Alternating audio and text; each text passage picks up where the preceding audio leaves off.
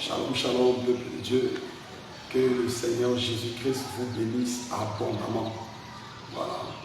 Moi, c'est le docteur Marc. Le Seigneur m'a appelé au ministère du docteur dans le réveil international. Jésus revient. Alléluia. Section Yaoundé. Et sinon, nous sommes ici, voilà, nous sommes ici au Gabon, plus précisément dans la ville de Libreville. Alléluia. Et donc, je suis accompagné du serviteur de Dieu. Je laisse qu'il se présente lui-même. Shalom, shalom, peuple de Dieu. Moi, c'est le frère Jonas Eli, du nord de baptême que je viens de recevoir. Et je suis là pour présenter Jésus-Christ en un mot. Alléluia. Amen. Gloire à Jésus. Et donc, bien aimé, avant que nous ne commencions, on va recommander ce moment entre les mains de notre Dieu, le Seigneur Jésus-Christ de Nazareth. Amen. Alléluia. Amen. Qui a permis que nous ayons cet instant de témoignage. Gloire à Jésus. Amen. Éternel, toi le Dieu Tout-Puissant, Créateur des cieux et de la terre, Seigneur Jésus-Christ de Nazareth, nous bénissons ton nom de ce que tu nous as permis, Père éternel, pour Dieu, d'être là, afin, Seigneur Jésus, de pouvoir prendre le témoignage de ton serviteur. Seigneur Jésus, nous te prions de prendre le total contrôle, Seigneur Jésus, de tout ce qui se fera en ce lieu, de lier toute entité démoniaque qui s'élèvera, Père éternel, Dieu, contre ce témoignage. Père éternel, roi, nous te prions d'agir au travers de ce témoignage par ta main puissante, Seigneur Jésus. Que par ce témoignage, Seigneur Jésus-Christ, les cœurs soient touchés, des vies soient transformées, Père éternel, Dieu, et que les personnes viennent à toi, Père éternel, roi. Seigneur Jésus-Christ, nous te prions de prendre le total contrôle de nos personnes, Seigneur Jésus, de nous remplir de ton esprit, Père éternel, Dieu, de nous guider dans chaque articulation de ce moment de témoignage, Père éternel, Dieu, afin que nous puissions, Père éternel, Dieu, nous roi, annoncer ce qui doit être annoncé, Seigneur Jésus, ce que toi-même tu aurais prévu, Père éternel, Dieu, qui doit être communiqué à ton peuple, Seigneur Jésus. Merci, Seigneur Jésus, pour ta bonté, ta fidélité. C'est en ton nom, Seigneur Jésus-Christ, que nous avons prié. Amen. Amen. Amen. Alléluia. Amen. Gloire à Jésus. Bien aimé, il est écrit dans le livre d'Apocalypse 12, le verset 12. C'est pourquoi réjouissez-vous, cieux, et vous qui habitez dans les cieux. Malheur à la terre et à la mer, car le diable est descendu vers vous, animé d'une grande colère, sachant qu'il a peu de temps. Alléluia. Et donc, bien aimé, nous sommes sans ignorer que dans notre marche chrétienne, nous sommes en guerre contre le monde des ténèbres. Voilà, parce que pour Satan, nous ne devons pas entrer dans le royaume des cieux. Et je sais personnellement que le témoignage de Satan n'aime pas quand on rend un témoignage qui va glorifier le nom du Seigneur Jésus-Christ. Il n'aime pas quand on donne le témoignage, voilà, pour pouvoir édifier les frères, pour pouvoir édifier les sœurs, pour pouvoir édifier les personnes afin qu'ils sortent de la captivité du monde des ténèbres. Je sais que Satan a cela en horreur. Alléluia. Et donc, bien aimé, il était important que nous puissions recommander ces moments entre le Dieu Tout-Puissant. Alléluia. Amen. Il était très important. Car il est encore écrit, toujours dans Apocalypse 12, le verset 17, et le dragon fut irrité contre la femme, et il s'en alla faire la guerre au reste de sa postérité, à ceux qui gardent les commandements de Dieu et qui ont le témoignage de Jésus. Alléluia. Et donc, bien aimé, lorsqu'on garde les commandements de Dieu et qu'on a le témoignage, voilà, du Seigneur Jésus, qu'on rend témoignage, un témoignage qui glorifie le nom du Seigneur Jésus, l'ennemi n'est pas du tout content. Il n'est pas du tout content de cela. Alléluia.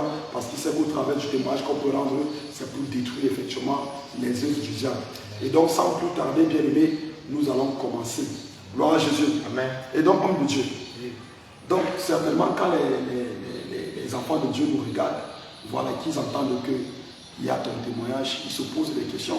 Ils peuvent se poser des questions. Bon, qu'est-ce qui a bien pu faire à sorte que, avec tu es jeune, voilà, tu es jeune de ta jeunesse, tu puisses laisser le monde, tout ce qu'on voit dans le monde là, où la jeunesse est plongée, voilà, dans des boîtes de nuit, dans des choses, mais à un moment donné, les gens se posent la question, qu'est-ce qui a bien pu se passer pour que tu te retrouves là aujourd'hui, en train de parler de Jésus, voilà, et sur toi-même, dans la saine doctrine, pas dans des églises comme on les connaît, voilà, les églises de la voilage, où voilà, on voit les femmes avec les faux cheveux, les maquillages, qui partent à l'église, et quand on regarde leur habillement, on se demande s'ils ne partent pas en boîte de nuit, à un moment donné, nous on te voit vraiment servir Dieu dans la saine doctrine. Voilà, et donc certainement, on se pose des questions. Qu'est-ce qui a bien pu se passer? Est-ce que tu peux nous raconter ton histoire? Voilà, depuis ton enfance jusqu'à ce jour où tu te retrouves en train d'adorer le véritable Dieu. Amen. Amen. Encore une fois de plus, shalom à tous. Depuis mon enfance jusqu'à ce jour, il y a eu beaucoup de choses qui s'est passées. Énormément de choses que je ne sais pas où commencer, par où terminer, mais par l'Esprit de Dieu, on va tout réciter. Tout recycler en un seul. Depuis mon enfance, depuis mon arrivée, j'étais quelqu'un qui était d'abord détesté par le monde. Vraiment pour le dire, j'étais quelqu'un qui était détesté par le monde parce que un enfant qui naît déjà dans le monde, qui vient de l'éternel, c'est comme une guerre qui est annoncée. Parce que je ne comprenais pas pourquoi certaines choses se passaient, comme les empoisonnements, d'après ce que ma mère m'avait raconté également. Et quand j'avais l'âge de 10 ans, il y a aussi une autre que moi-même j'ai vue en live, que j'ai vécu, toujours l'empoisonnement, venant de ma propre famille, ma famille côté paternel même. Et à la longue, j'ai eu à rencontrer certaines personnes quand j'étais petit, qui ont voulu en fait soutirer des choses de moi, comme un féticheur. Je crois qu'il était un féticheur dans notre quartier, puisque avant, quand on n'avait pas des foires, la nourriture des foires, donc un jour on était tous allés là-bas et il m'a attiré, il m'a piégé par soi-disant qu'il allait me donner du maïs pour aller préparer et puis manger, parce que des fois à la maison on ne trouvait pas à manger, des fois on restait affamé, puisqu'on était tous dans une même cour, dans une même famille, tout ça, dans le côté paternel. Donc c'est comme ça, il m'a attiré par le maïs. Mais ce jour, il n'a pas voulu en fait que je puisse regarder ce qu'il faisait. Il m'a dit seulement lève la tête en haut, n'ouvre pas les yeux, ne tourne pas, mais il avait attrapé mon parti génital, il l'avait attrapé et puis il avait fait, je ne sais pas si c'est du rasage, enlever le poil ou je ne sais pas quoi, il a rasé et je crois qu'il a enlevé. En ce temps j'avais entre 8 ans, 7 ans comme ça, mais il a rasé, il a enlevé et après il m'a dit ouvre les yeux, et quand j'ai ouvert les yeux, après il est rentré dans sa chambre là-bas, après il m'a amené le maïs, il y avait beaucoup de maïs. Après, je suis parti. Oh, c'était un inconnu. Un inconnu. Il était dans notre quartier, mais je crois que les parents le connaissent en passant, quoi. Donc, c'est quelqu'un qu'on saluait comme ça et tout. Voilà. Donc, il était rentré. Mais ce jour, je sais qu'il avait pris quelque chose sur moi. Vous voyez, mais moi, je n'avais pas encore conscience de ce que c'était. Je n'avais vraiment pas conscience. C'est quand j'ai grandi après, qu'avec toutes les séances, ce que je vivais et tout ça, j'avais compris en fait que tout ce monde s'approchait, c'était pour soutirer les choses de moi. Donc moi, je ne savais pas. Et au fil du temps, à l'âge de 18 ans, 19 ans, bon, il y avait eu, comment il s'appelle, une des femmes de mon père qui avait tout fait pour que je puisse venir ici au Gabon. Donc c'est arrivé ici au Gabon que les choses ont commencé à se matérialiser avec le Seigneur. Au départ, je ne savais pas, moi-même personnellement, je ne savais pas qui j'étais. Je ne savais vraiment pas. Je marchais, genre, ordinairement, mais j'avais une crainte absolue, c'est-à-dire une crainte qui n'a rien à voir avec ce monde en fait. C'est comme si je ne sais pas comment je vais expliquer, c'est comme si on me préservait en fait de ce monde. Mais je ne savais, mais j'avais une crainte de Dieu, une crainte qui n'a même. C'est-à-dire, moi des fois je me posais la question de savoir, mais pourquoi j'ai cette crainte de Dieu dans mon cœur? Mais pourtant, entre-temps, je voyais les amis, je voyais comment les gens allaient dans les boîtes de nuit, les gens faisaient la fête, les gens étaient. Mais moi j'étais toujours, c'est comme si on me mettait toujours à part. On me mettait toujours à part. Donc tu ne les rejoignais pas? Je ne les rejoignais même pas. Il y a certains qui ont voulu même que je puisse les accompagner dans les boîtes de nuit, aller vivre la vie comme les autres et tout ça. Mais moi j'avais une peur pas possible, je vous assure, une peur qui, c'est-à-dire je ne sais pas. Mais j'étais toujours à côté, je me réservais toujours je me réservais. Et est-ce que avant son temps, tu avais eu entendre parler de Jésus? Oui, j'avais déjà eu entendre parler de Jésus puisque quand j'étais né dans une famille chrétienne,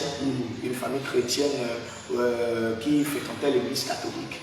Vraiment, on était beaucoup connus dans le quartier aussi. Et on allait souvent à l'église catholique et tout. J'ai grandi vraiment dans cette église. Okay. Ça veut dire que bon, dans l'église catholique, est-ce que dans là-bas, est-ce qu'on dénonçait? Non. On ne dénonçait pas vraiment. Là-bas, c'est un endroit où, voilà, quand tout le monde arrive, on commence à prier. On prie, on fait le Notre Père, le Jésus, vous salue Marie, et tout ça là. Et après, quand le prêtre finit son oracle, chacun après maintenant, d'autres passent pour prendre la communion et après, chacun rentre à la maison. Mais c'était par genre, c'est-à-dire, on ne connaissait pas la vraie vérité. Tout comme aujourd'hui, nous en connaissons la vérité elle-même. Gloire à Jésus. Et donc, au niveau des boîtes de nuit, comment est-ce que tu as pu discerner que ce n'était pas bien d'aller, parce que souvent, parfois on peut faire les choses par ignorance, mais ça te venait toute cette pensée-là que aller rejoindre les autres dans la boîte de nuit, c'est mauvais et tout. Honnêtement, parlant de ce côté du monde, de la boîte de nuit, les sorties et autres, je ne pourrais pas définir en tant que tel pourquoi j'avais cette crainte-là de suivre les autres. Mais en fait, c'est quelque chose qui rayonnait en fait en moi, que je ne peux pas expliquer. Il n'y a que Dieu seul, pour révéler en fait cette identité. Mais j'avais vraiment une crainte de Dieu, une crainte absolue. Ça là, moi-même, je ne sais pas. Une crainte absolue de la personne de Dieu. C'était un peu comme, on va dire, Noé. Comme Noé était dans le monde, autrefois, il craignait Dieu. Tout comme l'autre aussi, Jean, il craignait Dieu. Mais n'ayant pas la vraie identité de la personne de Dieu. Mais c'est à la longue qu'ils ont su en fait qui était Dieu, avec tous les vécus, les obstacles, les machins qu'ils ont eu à vivre. Dans la crainte de Dieu était inné, voilà, exactement. C'était vraiment moi, j'étais comme ça. Même certains de mes cousins aussi, tout le monde, on était comme ça. Personne ne sortait, même afin de dire que non, tu vas sortir pour aller dehors. Déjà même, en fait, Dieu a mis quelque chose en place où il veillait en fait pour qu'on ne puisse même pas dérober ni sortir de ce cadre-là. Donc tout le monde, nous tous, moi et mes cousins, tout le monde dans la maison familiale, on a grandi comme ça. Et ce truc est né en nous. Et nous avons grandi avec cela. Tout comme le Seigneur l'a dit dans sa parole que parents, éduquez les enfants. Éduquez-les afin que quand ils grandissent, ils puissent grandir avec ceux en eux. Apprenez-les à craindre l'Éternel. Et c'est ce qui s'est vraiment passé. Et jusqu'à aujourd'hui, et avec le temps, j'ai eu à découvrir, en grandissant, j'ai eu à découvrir le Seigneur. Un jour, j'étais au travail, j'étais en train de travailler, j'étais au boulot en train de travailler. On était au moins plusieurs dans l'atelier. Il y avait un frère qui était à côté, il y avait un autre établi là-bas. Moi, j'étais sur un autre établi ici. Soudainement, je suis en train de travailler, j'entends une voix qui m'appelle au bain. Mais la voix était, je ne sais pas comment expliquer, c'était la voix d'un... En fait, vous voyez, quand par exemple on prend une femme et un homme, quand la femme, quand elle a vraiment aimé son homme, même si c'est comment de loin ou de je ne sais pas comment je dis, elle peut discerner, elle peut sentir que oh, voici mon mari qui est en train d'arriver. En fait, quand tu entends la voix de Dieu, c'est comme, je ne sais pas comment expliquer, c'est comme un seigneur de ton âme. Vous comprenez? C'était comme c'est-à-dire, tu sens, c'est la personne là qui t'a créé. Cette voix était comme la voix, comme l'a dit la Bible, la voix des grands eaux. C'est-à-dire, c'est comme si autour de toi, il y a tout un haut-parleur. Un haut-parleur autour de toi. Quand tu entends la voix, c'était comme ça. Audiblement. Un moment, je tourne la tête, je fais ça, je tourne, je dis, mais qui m'appelle? Après, je me mets, le frère, je n'ai pas encore demandé. Je continue encore à travailler. Soudainement, j'entends encore la voix. Je tourne comme ça. Je demande au frère, frère, tu m'as appelé? Il dit non. Je dis, mais comment? Mais qui m'a appelé alors? Je tourne, rien. Il dit, mais c'est quoi? Donc, ce jour-là était passé, comme ça. Au fur et à mesure, je recevais des persécutions terribles. Moi-même, je ne comprenais pas ma vie. Je ne comprenais pas ce qui se passait. Des persécutions qui n'avaient pas, je ne sais pas. À un moment, plusieurs fois, j'ai essayé de me suicider. Avec toutes les persécutions que je vivais, les choses que je vivais, j'arrivais à voir certaines choses, j'arrivais à entendre des voix qui parlaient, mais les voix que j'entendais n'étaient pas la même voix que la voix que j'avais entendue. Ces autres voix étaient différentes de ceux que j'entendais un moment. Quand j'avais l'âge de 21 ans, 25 ans. Mais la voix était différente, les autres voix étaient différentes. Mais je pourrais dévoiler certaines choses, je pourrais déclarer certaines choses, mais qui arrivaient. Quand je déclare quelque chose, je dis que non, voici ça, c'est ça qui va arriver, voici tel, et ça se reproduisait. Mais moi, des fois même, je me posais des questions de savoir, mais qui suis-je réellement? En ce temps, je ne connaissais rien. Vraiment rien des choses de Dieu, des études qu'on appelle les appels, quand Dieu t'appelle pour son œuvre et tout ça là. Je ne connaissais vraiment rien de toutes ces choses. Amen. Question. Ce qui voulait te faire, qui voulait te pousser à te suicider là, voilà. C'était à cause des voix que tu entendais. Voilà, c'était à cause des voix que j'entendais. D'autres voulaient même que j'aille me noyer dans l'eau. Donc tu entendais une voix qui te dit exactement, voilà, et tout ça là. Ou soit je peux être là comme ça. Des fois, c'est comme si j'ai une perte de mémoire et que je peux marcher, aller à la route. Et c'est à la dernière seconde que j'entends le klaxon de la voiture. Et quand le klaxon de la voiture, je l'entends, c'est là où je me réveille. Oh, c'est là où je saute en même temps pour quitter sur la voie.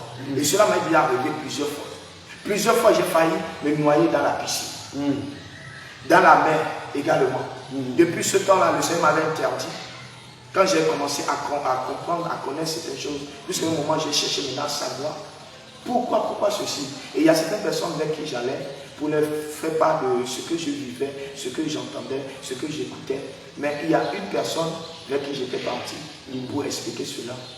Il a dit, écoute, je ne peux pas te dire encore de quoi cela en est, mais je vais repasser et je t'apporterai un flacon que tu vas mettre sur tes yeux pour que ces choses ne puissent plus, puisque avant mes yeux pourraient s'ouvrir. Des fois je suis assis comme ça, je suis au milieu des gens, paf, mes yeux s'ouvraient et je pourrais détecter certaines choses dans la vie des gens. Mais je ne parlais pas. Quand je voyais les choses, je ne parlais pas. Mais à un moment, je me posais des questions de savoir, mais c'est quoi? C'est la folie qui veut me prendre, ou bien tout cela. Donc je me posais beaucoup de questions, puisque moi je ne connaissais pas ces choses-là. J'étais vraiment ignorant concernant les choses de Dieu. Vous voyez? Donc des fois comme ça, un jour j'ai rencontré ce homme-là pour lui expliquer, puisqu'il a dit qu'il est pasteur. Vous comprenez? Mais un pasteur, il est censé voilà, mettre je suis là. Donc je lui ai expliqué les choses que je voyais, du fait que mes yeux, des fois, des flashs, je vois des flashs, mais je souffre comme ça, paf, je peux voir des choses et tout ça. Donc c'est comme ça, un soir, j'étais en train de travailler, puisque c'est là-bas que je l'avais connu, j'étais en train de travailler au boulot, puisque je faisais la gastronomie européenne et tout, dans un restaurant où le frère arrivait comme ça. Quand il arrive, il passe derrière moi, et il appuie le flacon. Il appuie ça derrière moi. Pendant que je suis en train de l'appuyer. Et le truc est rentré dans mes yeux. Et ça m'a piqué. J'ai commencé à faire ça. Étant derrière moi, ça m'a piqué. J'ai commencé à faire ça. J'ai commencé à faire ça. Ça c'est quoi qui me pique? Entre temps, c'est lui qui avait. Quand je me retourne comme ça, je l'ai vu. J'ai dit, mais mon frère, comment tu peux me mettre les choses comme ça, aux yeux comme ça? Tu ne me préviens même pas. Tu viens soudainement et tout ça. Et en soi-disant pasteur. En soi-disant pasteur. Entre-temps, il voulait fermer mes yeux parce qu'il savait que je pourrais détecter dans tout ce qu'il est en train de faire. Entre-temps, c'était un faux pasteur. Il n'a rien même de Dieu. Or, au lieu qu'il m'oriente de ce que je ne connaissais pas, au lieu qu'il m'oriente pour me dire, frère, marche comme ceci, marche comme cela, non, il ne faisait pas cela. Amen. Peuple de Dieu, il faut bien le savoir, tous ceux qui tiennent les Bibles en main ne sont pas forcément des hommes de Dieu, ils ne sont pas forcément des serviteurs de Dieu. Ce n'est pas parce que quelqu'un se fait appeler pasteur que cela signifie qu'il est vrai un serviteur de Dieu, car la parole de Dieu nous fait comprendre effectivement qu'il y a des loups qui se déguisent. Je vais lire ce passage de 2 Corinthiens 11 à partir du verset 13 jusqu'au verset 15 qui dit: ces hommes-là sont de faux apôtres, des ouvriers trompeurs déguisés en apôtres de Christ. Et cela n'est pas étonnant, puisque Satan lui-même se déguise en ange de lumière. Il n'est donc pas étrange que ses ministres aussi se déguisent en ministres de justice. Leur fin sera selon leurs œuvres. Alléluia. Et donc, bien aimé, de la même façon que Satan peut se déguiser pour prendre l'apparence d'ange de lumière pour donner des fausses révélations aux gens, voilà, pour les perdre. Pareillement aussi, ses serviteurs peuvent porter la casquette des vrais hommes de Dieu. Et si tu n'as pas le discernement, tu ne pourras pas t'en sortir. Tu vas te faire berner. Et le Seigneur nous a dit que vous les reconnaîtrez à leurs fruits. Et regardez un peu, voilà, ce qu'il avait, c'était un don de vision. Comme le Seigneur peut le dire dans Joël 2, le verset 20, il dit: après cela, je répandrai mon esprit sur toute chair. Vos fils et vos filles prophétiseront. Vos vieillards auront des songes. Et vos jeunes gens des visions. Alléluia. Et donc, bien aimé, il y a des visions qui viennent du Seigneur. Il y a des visions, il y a des dons de vision que le Seigneur peut t'accorder, peut te faire grâce. Voilà, et donc ce n'était pas une mauvaise chose. C'était un don que le Seigneur lui avait donné. Mais l'agent du diable était là avec sa ruse, qui n'a pas voulu, il n'a pas manqué l'occasion de vouloir éteindre ce don-là, afin qu'il ne puisse pas voir la supercherie qui se cachait derrière son ministère. Alléluia. Et donc, homme de Dieu, après, lorsqu'il t'a fait ça, qu'est-ce qui s'est passé? Après, quand il m'a fait ça, je ne voyais plus les flashs. Ça s'était atténué un moment. Mais après quelques temps, ça venait juste une fois en passant. Je pourrais voir le flash là, mais je ne voyais plus rien. Vraiment, je ne voyais plus rien. Et c'était comme ça. Mais je pouvais concevoir en esprit. Vous comprenez? C'est-à-dire, je ne voyais plus maintenant, mais en esprit, quand le Seigneur parlait, je pouvais concevoir. Et c'était comme ça, j'étais devenu un moment. Soit quand je dors la nuit, je pourrais, genre, me retrouver quelque part. Et ça, c'est le Seigneur qui faisait cela. Une fois, j'ai eu à faire un songe comme ça, où je m'étais retrouvé quelque part. Le Seigneur, il ne me tient jamais par la main gauche. Il me tient toujours par la main droite. Un monsieur très grand de taille. Très grand de taille, je ne sais même pas, habillé en blanc, tout blanc. Il est venu me chercher. Il m'a pris par la main, il m'a accompagné. Cela fait, je vais dire, 3 ans de cela que le truc s'est passé. Il m'a attrapé par la main, il m'amène quelque part, genre comme on va dire dans un marché, un endroit, c'est-à-dire il y avait une foule de personnes. Chacun était occupé. Les gens ne se préoccupaient même pas de la personne de Dieu. C'est-à-dire chacun faisait sa vie comme il veut. C'était vraiment l'ambiance. Il y avait les bars, il y avait tout était vraiment non. Et les gens étaient tellement occupés dans ce monde. Au point où ils ne s'occupaient même pas des choses de Dieu. Et ce temps, je faisais aussi l'évangélisation. J'allais un peu dans les carrefours pour faire de l'évangélisation et tout ça. Donc c'est comme ça. Le Seigneur vient me chercher pour m'amener. Et quand on arrive, je regarde au ciel, je suis en train d'observer, et je vois de loin quelque chose qui arrivait, mais à grande allure, à une vitesse pas possible. Ça venait d'une vitesse, non. À un moment, je lève la tête, je dis, hé, regardez, l'Esprit de Dieu qui arrive, le Saint-Esprit. Tu sens, pendant que moi je suis là, le monsieur, comme il est grand de taille, en fait, c'est comme une synchronisation entre lui et moi. Je sens dans mon cœur, quand j'entends la voix qui dit, ce n'est pas le Saint-Esprit, mais plutôt le dragon ancien, appelé Satan, descendu vers vous.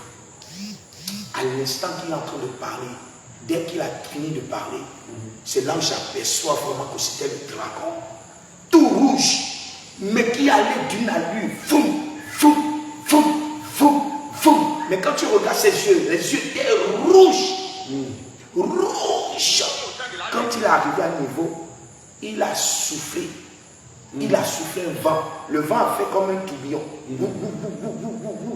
Et le vent s'est propagé sur la population. Sur la population qui était occupée à faire, voilà. Le travaux. Exactement. Quand il a soufflé, ça fait comme un vent. Genre comme pour hypnotiser la population.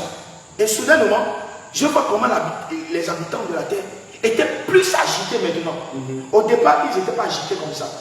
Mais maintenant, ils étaient agités d'une manière. Ça allait tellement vite. Et c'est après que je m'étais réveillé. J'ai dit, mais ça c'est quoi? J'étais tellement étonné. J'ai dit, mais ça c'est quoi?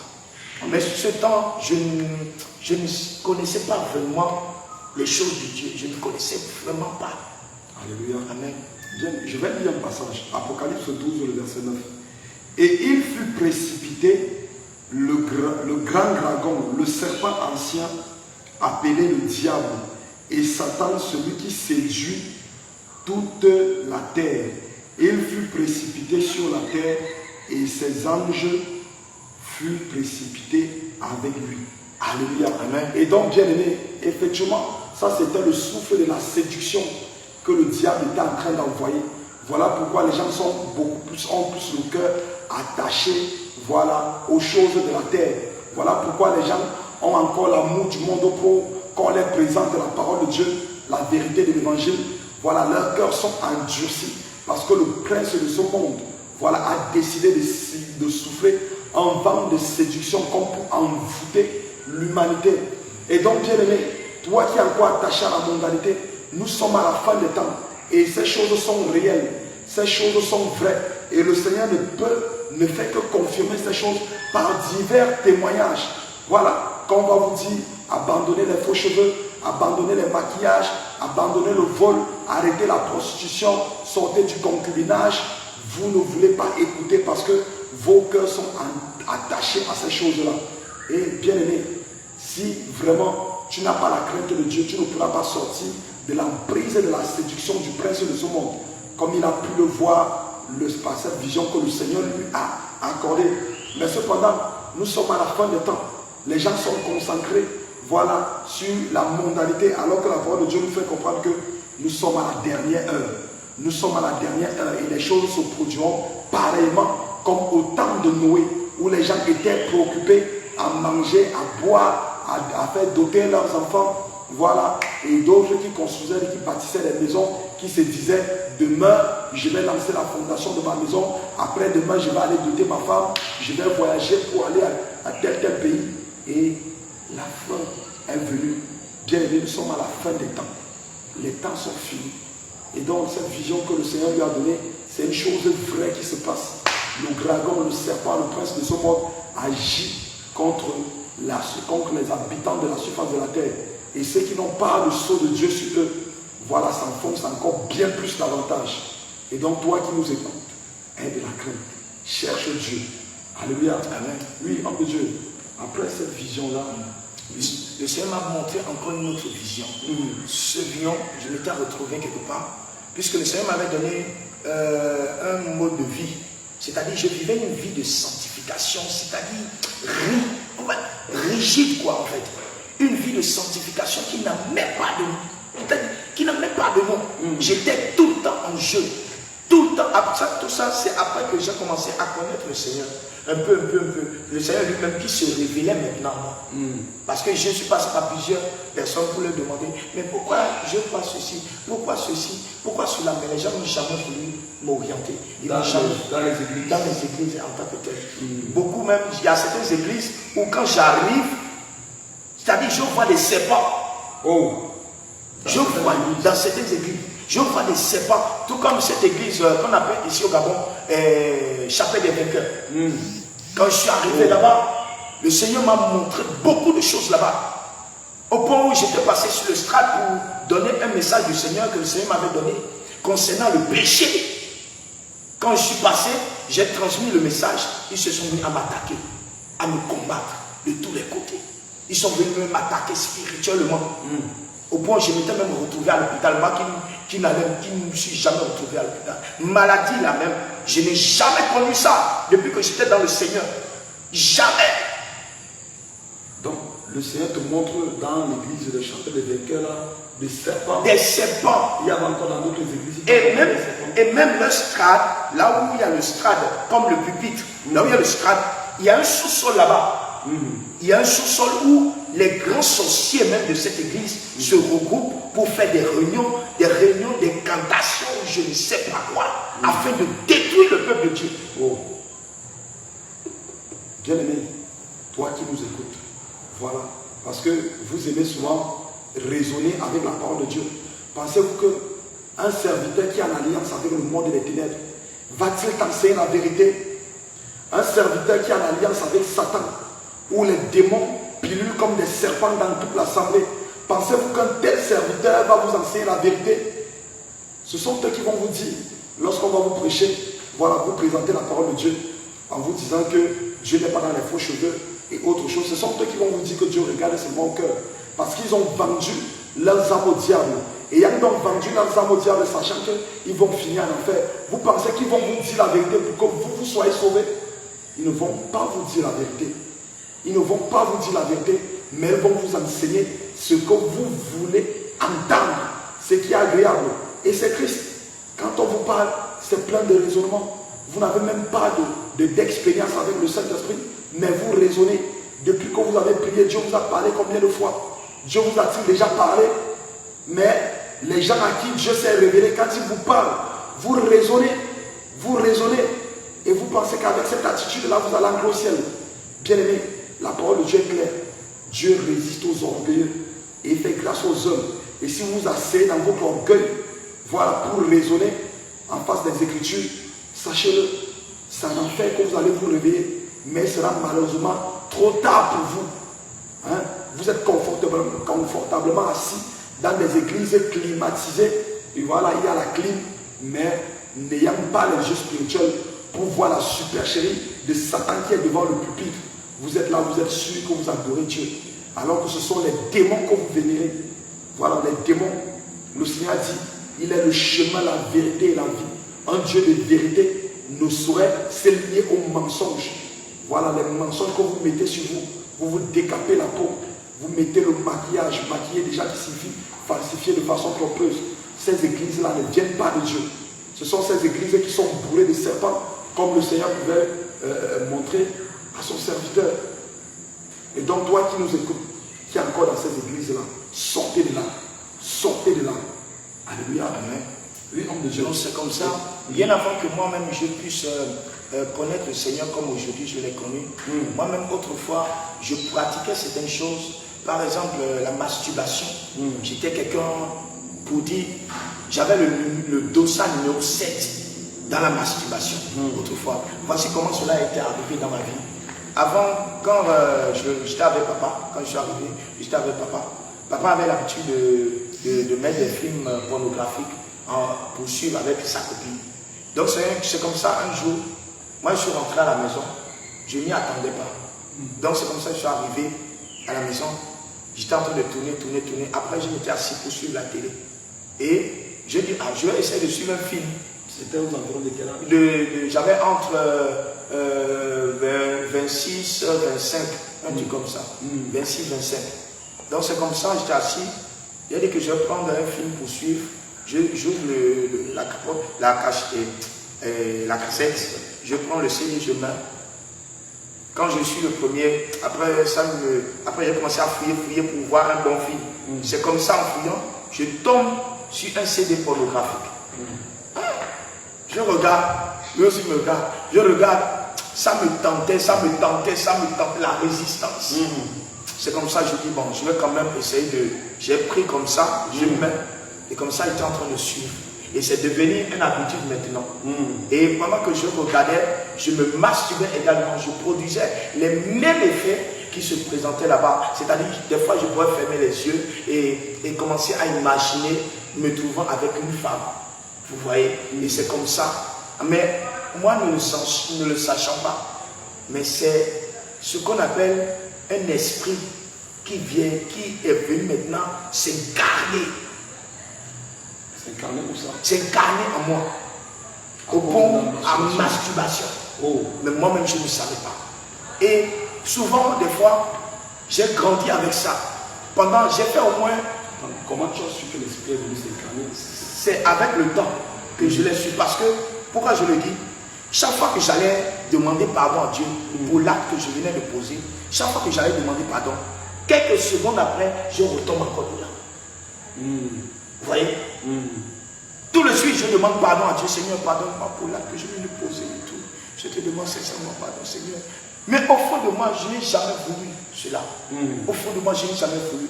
Mais c'est comme un esprit qui m'amenait toujours à reposer encore l'acte. À peine je viens de demander pardon, à peine je retombe encore dedans.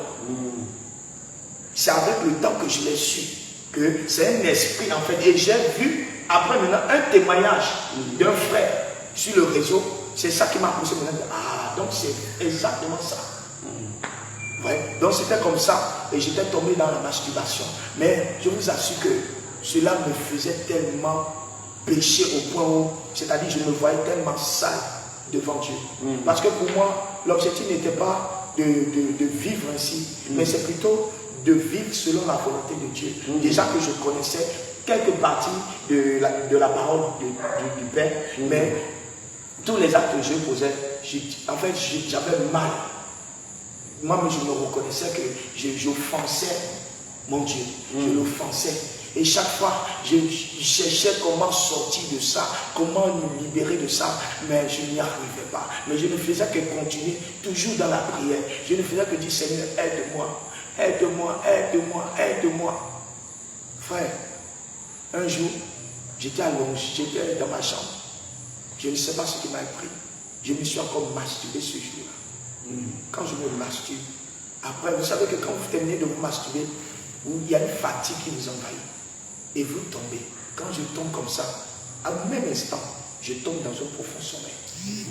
Quand je tombe dans le profond sommeil, je vois de loin un tube d'eau qui est en train de ruisseler. Ça ruisselait d'une montagne. L'eau là ruisselait d'une montagne. Et je vois un bébé tout neuf, comme un bébé qu'on vient de faire naître au monde, qui ruisselait aussi avec, c'est-à-dire, l'eau emportait l'enfant pour l'emmener, je ne sais pas où. Mais moi, je me disais, mais je regardais le bébé, je vois comment le bébé est en train de vouloir passer. Mais à un moment, j'ai vu que non, le bébé voulait tomber dans le caniveau qui était là.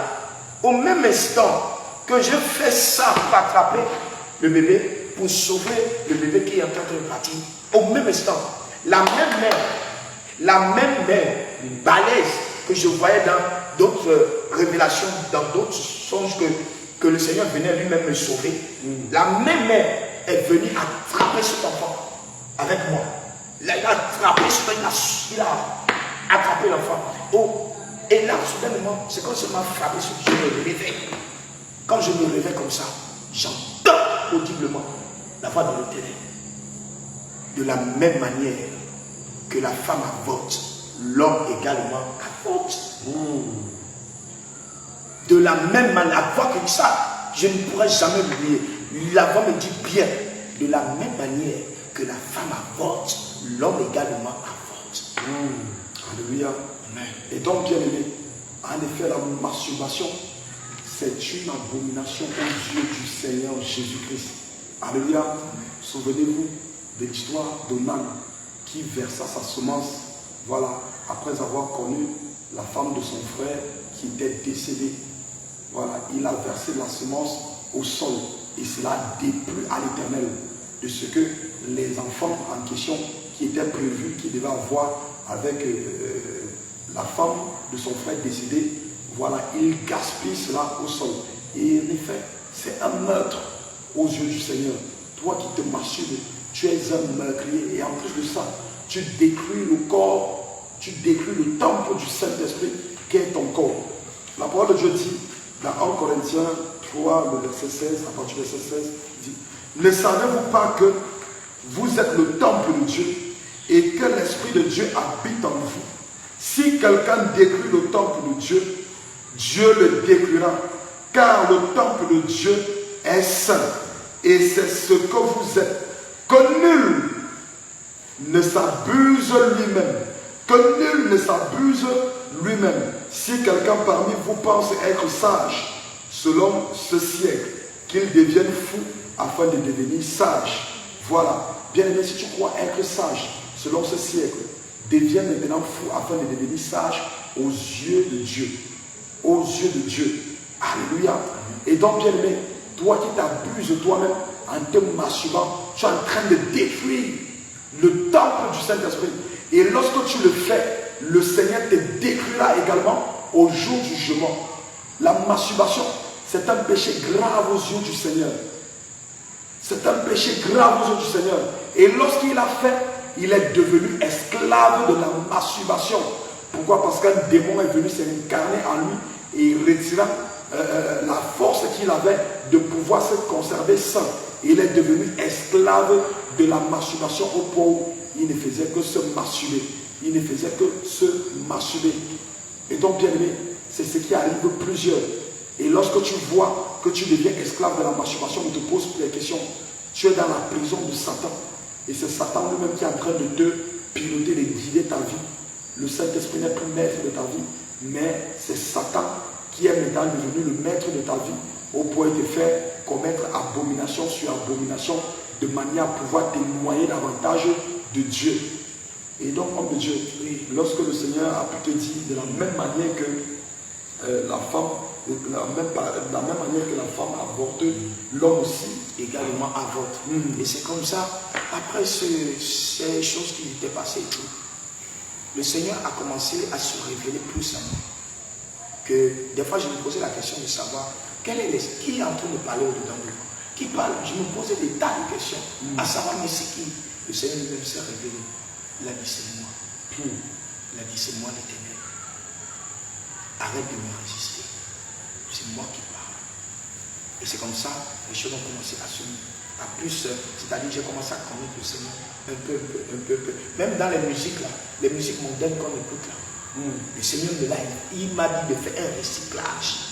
Quand j'ai commencé à faire vraiment la marche avec le Seigneur, il m'a dit de faire un recyclage de mon répertoire de musique et les musiques modernes. Même dans la musique chrétienne, il y a les agents de Satan qui sont là. C'est-à-dire leur musique, il y a beaucoup qui ont signé des pactes avec le monde et qui sont venus entrer dans l'œuvre du Seigneur. Moi-même, la sainte doctrine, je ne connaissais rien de cela avant. Mais j'avais une crainte, moi-même de nature, je suis quelqu'un, j'aime le naturel. Voyez, j'aime vraiment le naturel. Tout ce qui est artifice, je n'aime pas du tout ça.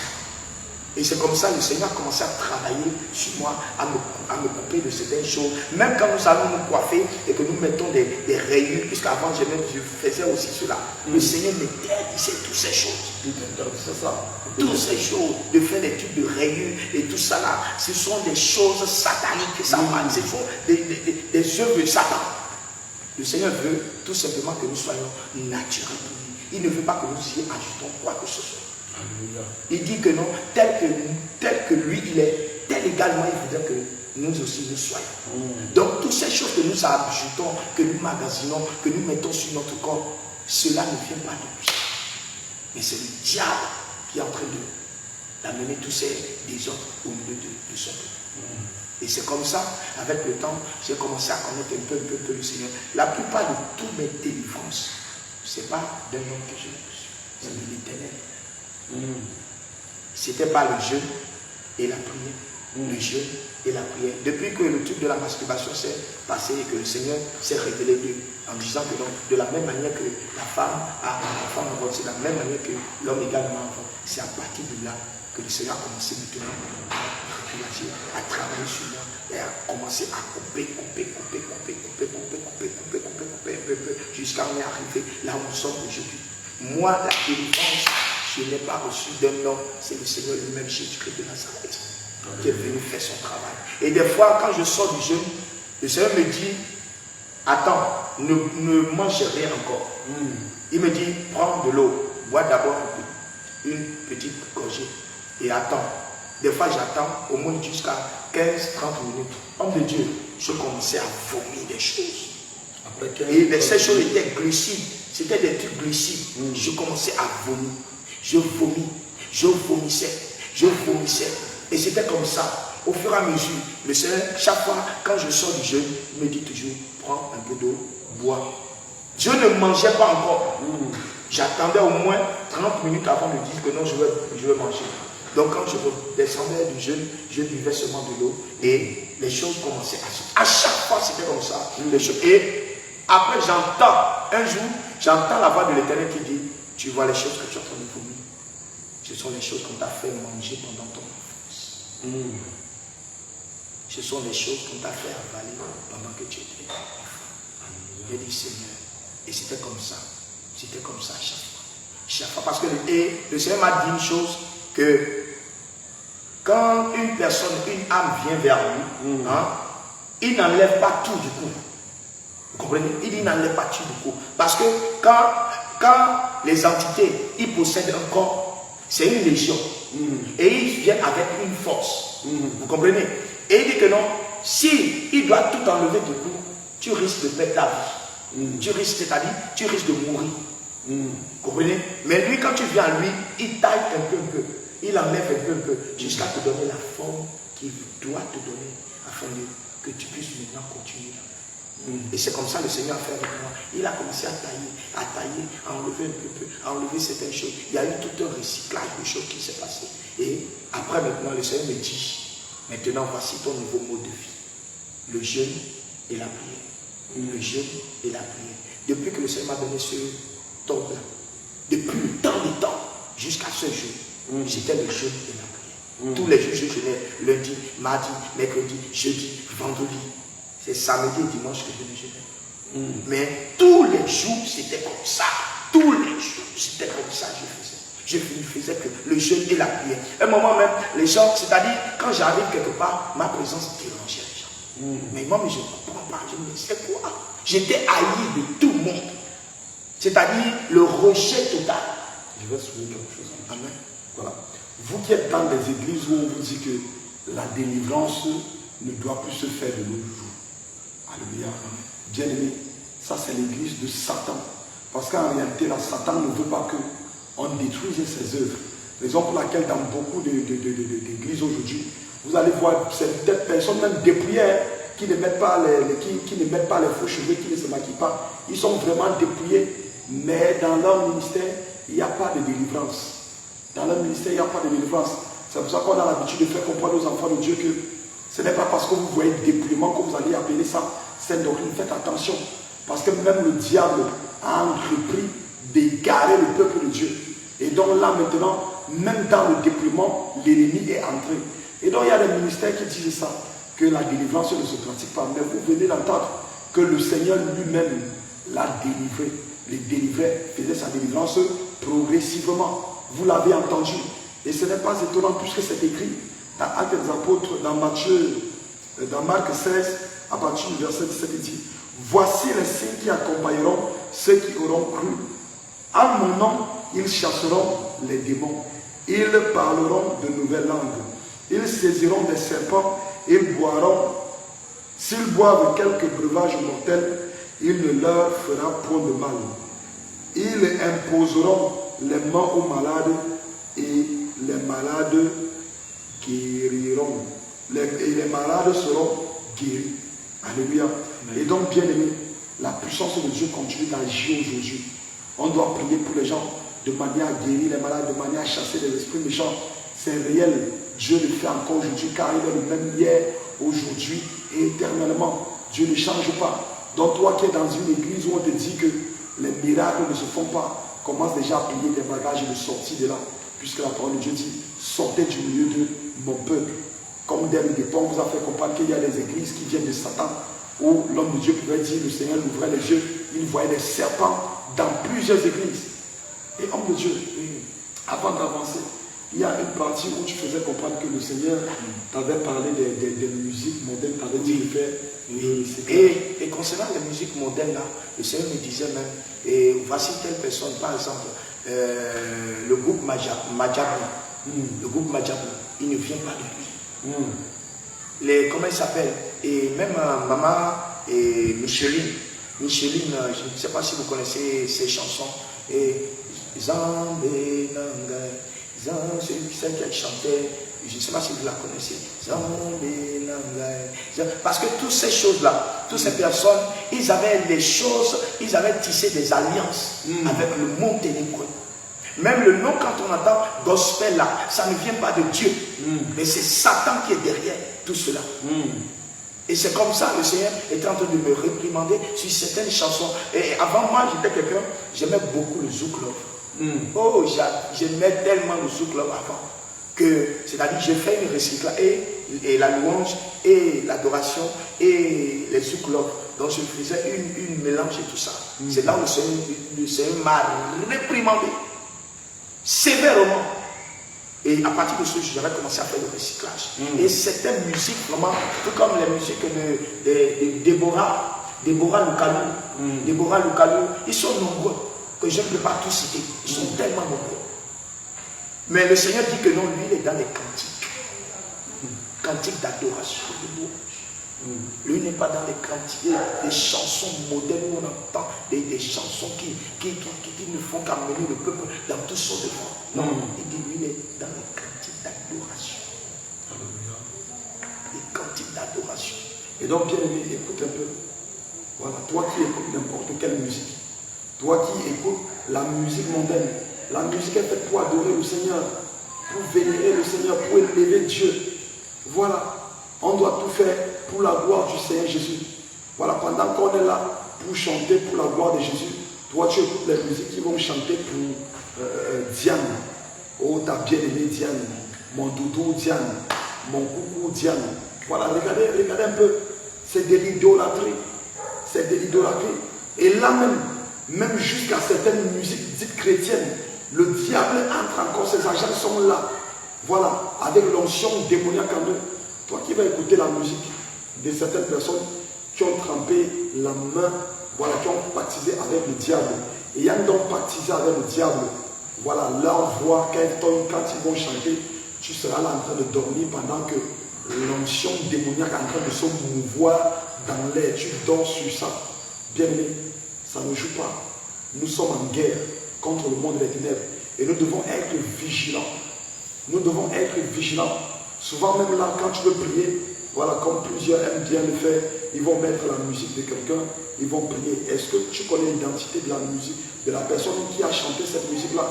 Lorsque tu vas mettre et tu joins ta prière à la voix, parce qu'il faut le dire, la voix est porteuse d'onction.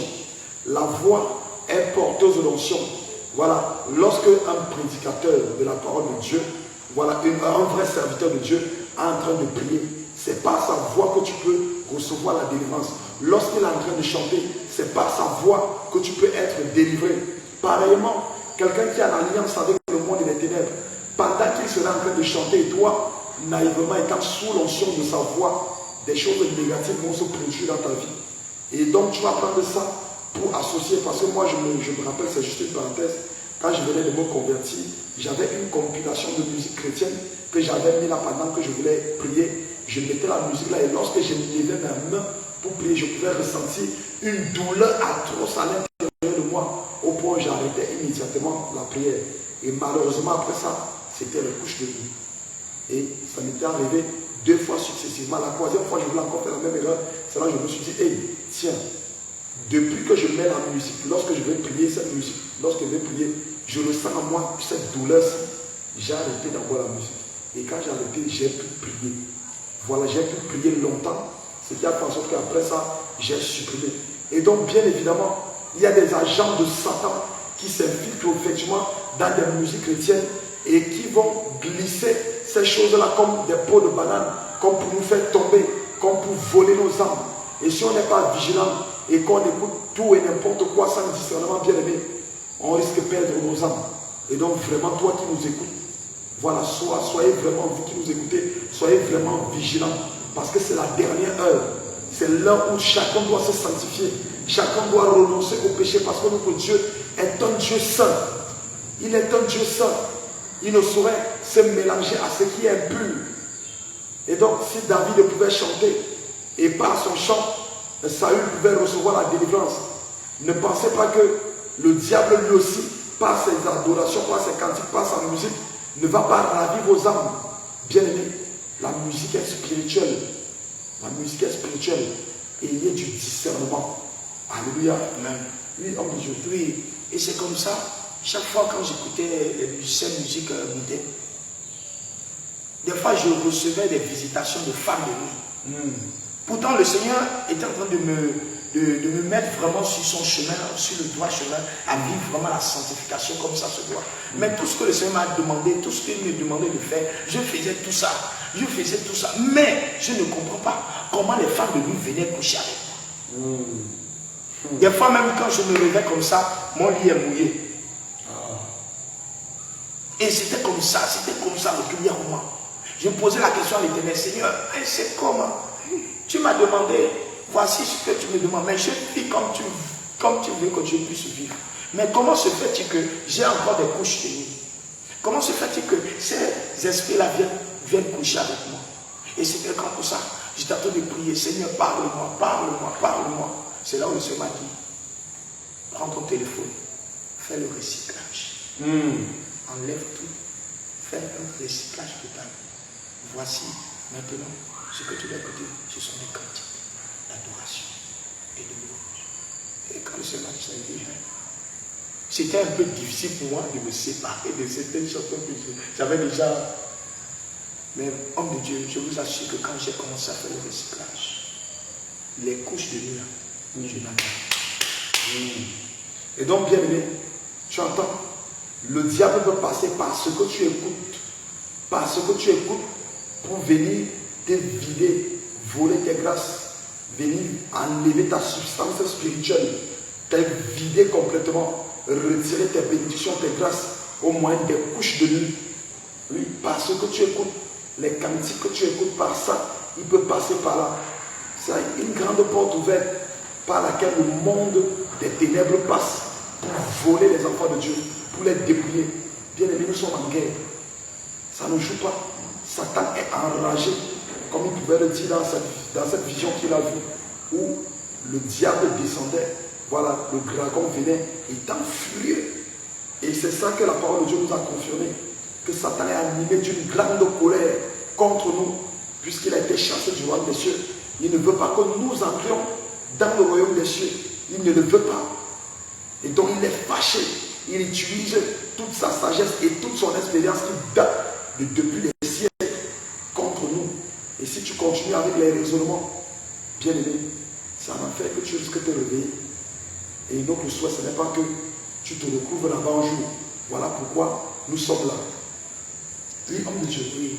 Et c'était comme ça, quand j'ai commencé à faire le recyclage de tout mon répertoire, j'ai enlevé beaucoup, j'ai supprimé et j'écoutais maintenant que des cantiques d'adoration. En fait, le Saint-Esprit lui-même m'amenait à prendre des sons, lui-même m'amenait à prendre des cantiques, et c'était comme ça, j'étais toujours en train de prendre des cantiques par-ci, par-gauche, par-toi et tout ça. Et c'était comme ça, je vivais. Et un soir, je rentre dans un profond sommeil encore, où je fais un rêve, où je me retrouve quelque part, c'était la nuit, une nuit. J'entends la trompette sonner. Pom, pom. Et après, je vois une lumière qui jaillit des cieux. Une lumière tellement claire. À un moment, je ne pourrais même pas bien regarder. J'ai baissé ma tête. Une lumière ça a éclairé. Ça a éclairé la place où terre. Et c'est comme ça que j'ai vu comment les gens étaient en train de courir. De gauche comme droite, les gens couraient, ça courait. Ça, c'est-à-dire, c'est comme la fuite. Comme pour dire, je vais me cacher, Quand soudainement, pendant que la trompette sonnait, et que la lumière, en même temps que la trompette a sonné, la lumière a jailli. Et je vois, la place où j'étais, tu vois comment les gens sortaient du sol. Ils sortaient du sol pour revenir à la vie. Ils sortaient du sol, ils revenaient à la vie. Et il y avait comme si on leur portait des robes. Soudainement, comme si on leur portait des robes.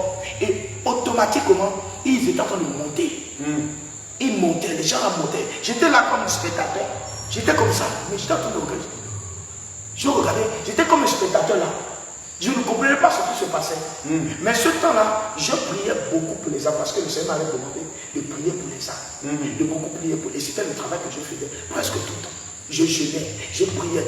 En fait, j'avais une vie, c'est-à-dire autre. Moi, mais je ne comprenais même plus qui j'étais en fait en ce temps. Je priais, je jeûnais, je priais, je jeûnais, j'intercédais pour les âmes. C'était l'objectif que le Seigneur m'avait vraiment. Et c'est dans ce domaine que j'étais en train de travailler. Et c'est comme ça que je me suis retrouvé dans ce sens-là.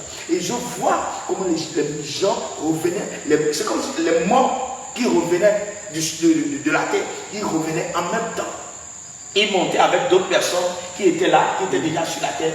Ils montaient tous ensemble. Ils étaient en train de monter. Et soudainement, j'étais là comme spectateur. Un moment, je vois une entité, un démon, qui court, je vois quelqu'un qui sort de, je ne sais nulle part, qui courait, il courait pour aller attraper une épée. L'épée là était plantée comme au sol. L'épée là était plantée comme sur quelque chose. Et quand je l'ai vu, j'ai dit, mais lui là, il va comme ça. Soudainement, mon instinct est parti sur le même objectif que lui. Et c'est comme ça, moi aussi, je me suis mis à courir. Et soudainement, lui et moi, on était arrivés sur le même endroit. Et maintenant, c'était un combat entre lui et moi. Mais je ne sais pas pourquoi il s'attaquait à l'épée. C'était un combat entre lui et moi. C'était un combat vraiment rude. Il voulait, c'est-à-dire, quand il enlevait l'épée, les arbres redescendaient. Mais je n'ai pas compris pourquoi. Les arbres, quand il voulait enlever l'épée du sol, c'est-à-dire les arbres redescendaient. Et c'est comme ça le combat. Mais moi, je luttais avec lui et je ramenais cela toujours. Et quand je faisais ça, les arbres remontaient.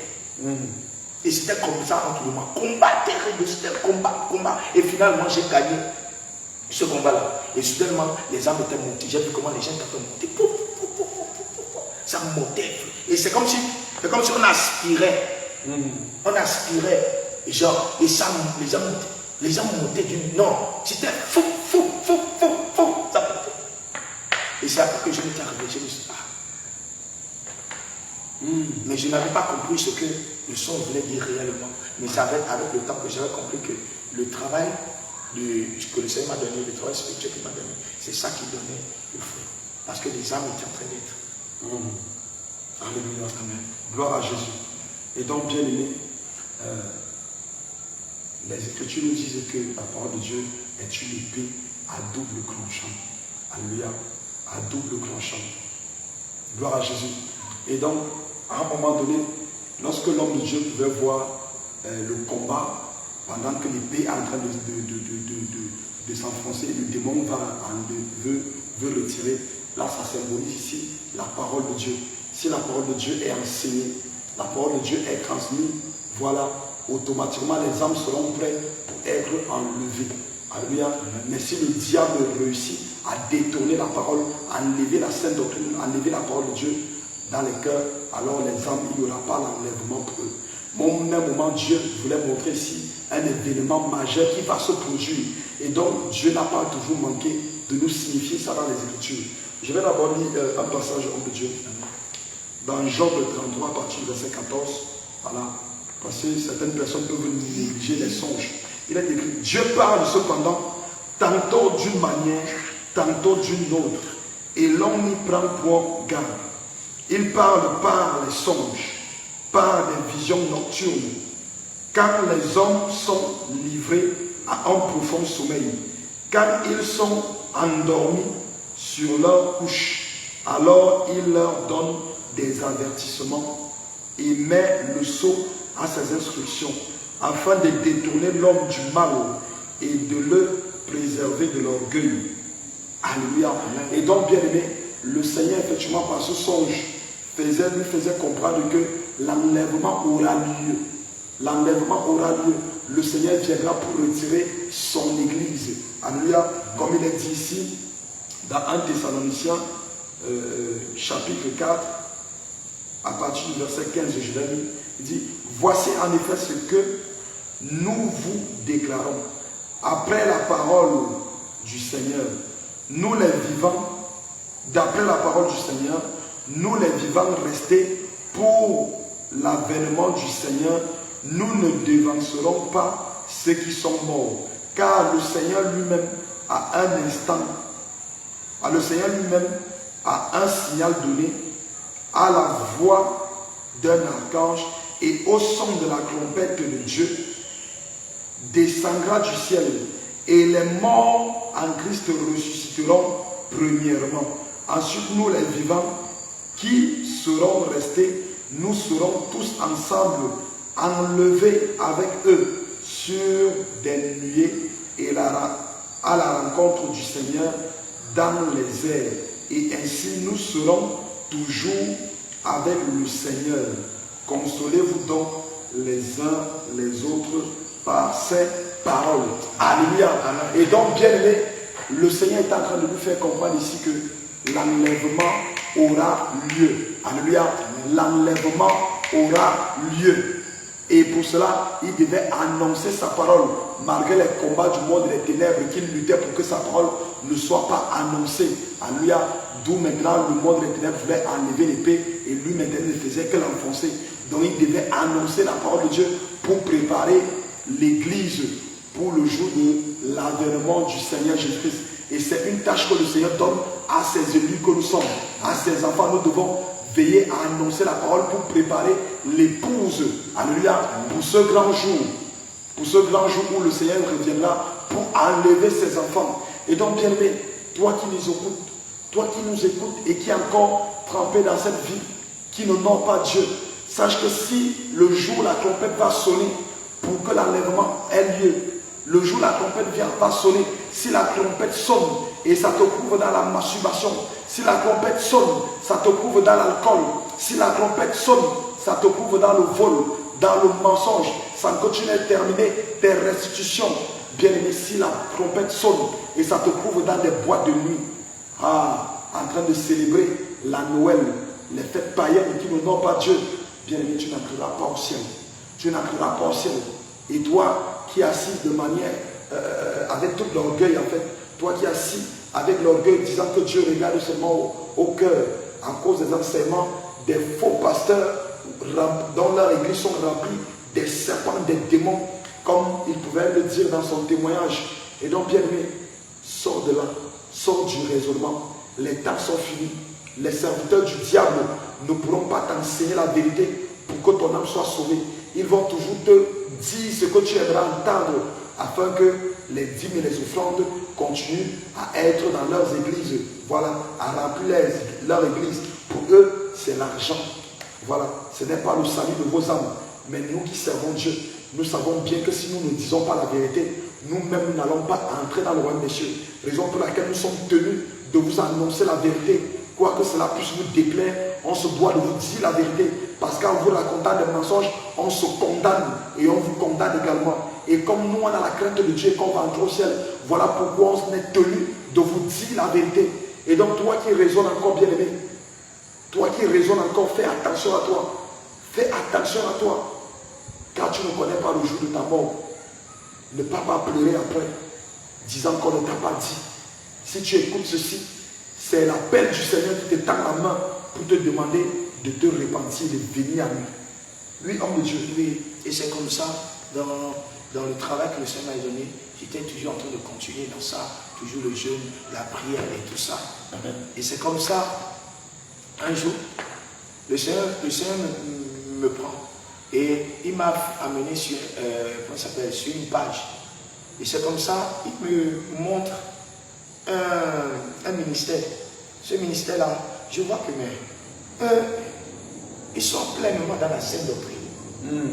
Ils pratiquent vraiment la sainteté comme le Seigneur le veut, et dans le dépouillement, la sanctification, c'est-à-dire les choses que le Seigneur m'a déjà parlé, les choses qu'il m'a déjà montrées. C'est ça que j'ai trouvé en fait. Et c'était le groupe Jésus revient.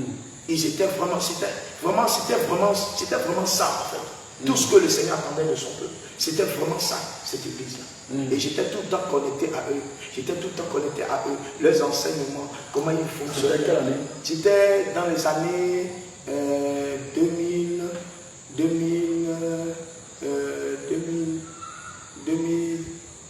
2018, 2019, un truc comme ça. 2018, 19. Oui. C'était même le début de Jésus revient. Parce que un moment, il y avait Jésus revient de, comment ça s'appelle, du Bénin. Et il y a aussi l'autre aussi de la Côte d'Ivoire. Ça c'est après. Ça c'était après. Ouais. Quand tu as découvert. Quand j'ai découvert. Voilà, exactement. Donc c'était comme ça, je les suivais de temps en temps. Mais des fois, je zappais, je ne suivais plus. Mais je suivais d'autres aussi. J'étais comme ça, en train de chavirer. Des fois, je revenais, je suivais, je revenais. J'ai vu tout le début, surtout le groupe Jésus revient. J'avais vu tout le début, comment il fonctionnait. Mais en même temps que je suivais, pas pour dénigrer quelque chose, pas pour dire que non, tel est faux, ni tel, non. En fait, le Seigneur, bien avant que je rencontre, comment s'appelle le groupe, le Seigneur s'était déjà présenté à moi de plusieurs manières. Parce que autant j'étais en train de faire la sanctification comme le Seigneur le demande, à un moment, le Seigneur m'amène maintenant à un temps de jeûne de 3 jours à 7. Sans manger ni boire. Je n'avais jamais fait cela. Mais je l'ai fait. Quand je l'ai fait, c'est là où le Seigneur me parle audiblement. On apprend comme ça que maintenant, sort, va et interpelle mon peuple à la repentance. Donc c'était un travail d'évangélisation. C'était pas facile, mais les attaques, les persécutions que je continuais toujours dans ça. Je continuais toujours dans ça. Et c'est surtout dans ça que Jézabel s'était présentée à moi. Un soir, j'étais parti à évangéliser à Yaï. Beaucoup me connaissent, beaucoup ont connu là où j'étais souvent ici à l'église. J'étais un peu dans les carrefours, partout, à interpeller le peuple à la repentance, c'est tout comme le Seigneur me l'a ordonné. Donc c'est comme ça, à Yaï, je termine une évangélisation. Je rentre à la maison. Le soir, je m'endors. Quand je m'endors, c'est comme ça que je me retrouve quelque part. J'étais en train d'évangéliser les gens. Dans le songe, en train d'évangéliser les gens. Quand soudainement, une femme sort. Elle sort comment ça s'appelle, de l'endroit où elle était. Elle vient vers moi. Elle me dit, pourquoi tu lui dis d'enlever mes ornements? Pourquoi tu lui dis d'enlever mes choses? Pourquoi tu lui dis d'enlever les bijoux et tout ça? Pourquoi? Elle était fâchée, homme de Dieu. Elle était fâchée du non. Le jour-là, elle a failli même me gifler. Fâché, homme de Dieu, fâché, je vous assure. Pourquoi tu me dis d'enlever mes choses? Parce que le message que le Seigneur m'a donné, c'était clair et net. La sainteté d'une manière rigide. Il n'y a pas de demi ou bien de moitié. Non. Parce que Dieu dit que non. Il veut un peuple saint. Alléluia. Un peuple pur. Parce qu'il dit que non, je ne viens pas chercher une église sale, mais une église glorieuse. Et que son église qui est son corps doit rentrer dans toute sa gloire, doit rentrer dans toute sa plénitude. Donc c'était ça la mission, annoncer la sainte doctrine comme ça se doit. Et c'est ce que je faisais depuis. Je ne faisais que faire ce travail. Et c'est dans ça qu'à un moment, le Seigneur me connecte maintenant à Jésus revient. Et c'est comme ça que je connais le groupe Jésus revient. Et pendant que je suivais, le Seigneur me parlait. Comme je le disais tout à l'heure, pas pour dénigrer quelque chose que ce soit. Le Seigneur me parlait concernant le frère Jean-Baptiste. Que regarde. C'est-à-dire, je concevais les choses, même je gardais toujours ça pour moi, puisque je ne connaissais pas le contact de qui que ce soit des hommes de Dieu là. Je n'avais pas de valeur de Dieu. Donc je n'étais pas connecté à qui que ce soit d'entre eux. Mais je les regardais seulement. Mais je pourrais te regarder. Quand je te regarde, on peut me dire tout. C'était comme ça, sur toi. C'était comme ça. Je regarde. Parce que Jean Placien, lui, quand il est sorti de chez Douffé Concours Carrière, quand il est sorti, il n'a pas fait un travail spirituel normal. Vous comprenez? Il n'a pas fait un travail spirituel normal pour se repentir de toutes les choses qui étaient passées avec Douffé Concours et Gabriel du Togo. Mais lui, il est entré directement dans, comment ça s'appelle, un ministère pour genre Jésus revient pour commencer l'œuvre. Mais il n'a pas fait un travail de fond. C'est comme on va dire, quand tu es dans le monde, tu as eu des rapports sexuels avec beaucoup de femmes. Avant de rentrer dans le vrai mariage, tu dois faire un travail de brisement. Mais ce travail, le frère Jean Baptiste ne l'a pas fait. Le tout dernièrement, quand ils étaient partis au Cameroun, il y a eu beaucoup de choses qui s'étaient passées là-bas. Mais pendant qu'il y avait toutes les choses se passaient, le Seigneur pouvait me faire comprendre quelque chose. En fait, vous voyez l'homme de Dieu, Abraham, c'est lui qui portait, comment il s'appelle? Il portait la gloire en fait, avec lui. C'est-à-dire c'est comme un manteau qu'il avait. Mais les autres bénéficiaient de ce manteau-là. Ça, c'est ce que tu as vu. J'ai vu. Et en fait, les autres, ils avaient besoin forcément de son bras, voilà, de son manteau. C'est-à-dire, ils devaient rester en alliance avec eux pour faire l'œuvre. Mais eux, les Jésus revient du Bénin là, c'est pas eux qui avaient le truc. Eux, ils savaient, c'est-à-dire, c'était juste, voilà, un peu comme brisement, les machins et tout ça là. Mais l'onction lui-même n'était pas sur Jésus revient du Bénin. Mais c'est toujours l'apôtre Abraham. Voilà pourquoi à un moment, ils avaient forcément besoin d'être en connexion. Ce sont les choses que le Seigneur m'a révélées. Ils avaient besoin d'être en connexion avec pour pouvoir travailler. Mais, sachant bien, Dieu lui-même, il sait faire ces choses. Le Seigneur t'a révélé ça à quel moment? Après la séparation ou bien avant? Non, avant la séparation. Et c'était même le jour même qu'ils étaient au Cameroun, qu'ils étaient en train de... Le Seigneur m'avait dit ça, que regarde, moi, je ne veux même pas que nous venissions ici au Gabon, parce que c'est mon Seigneur.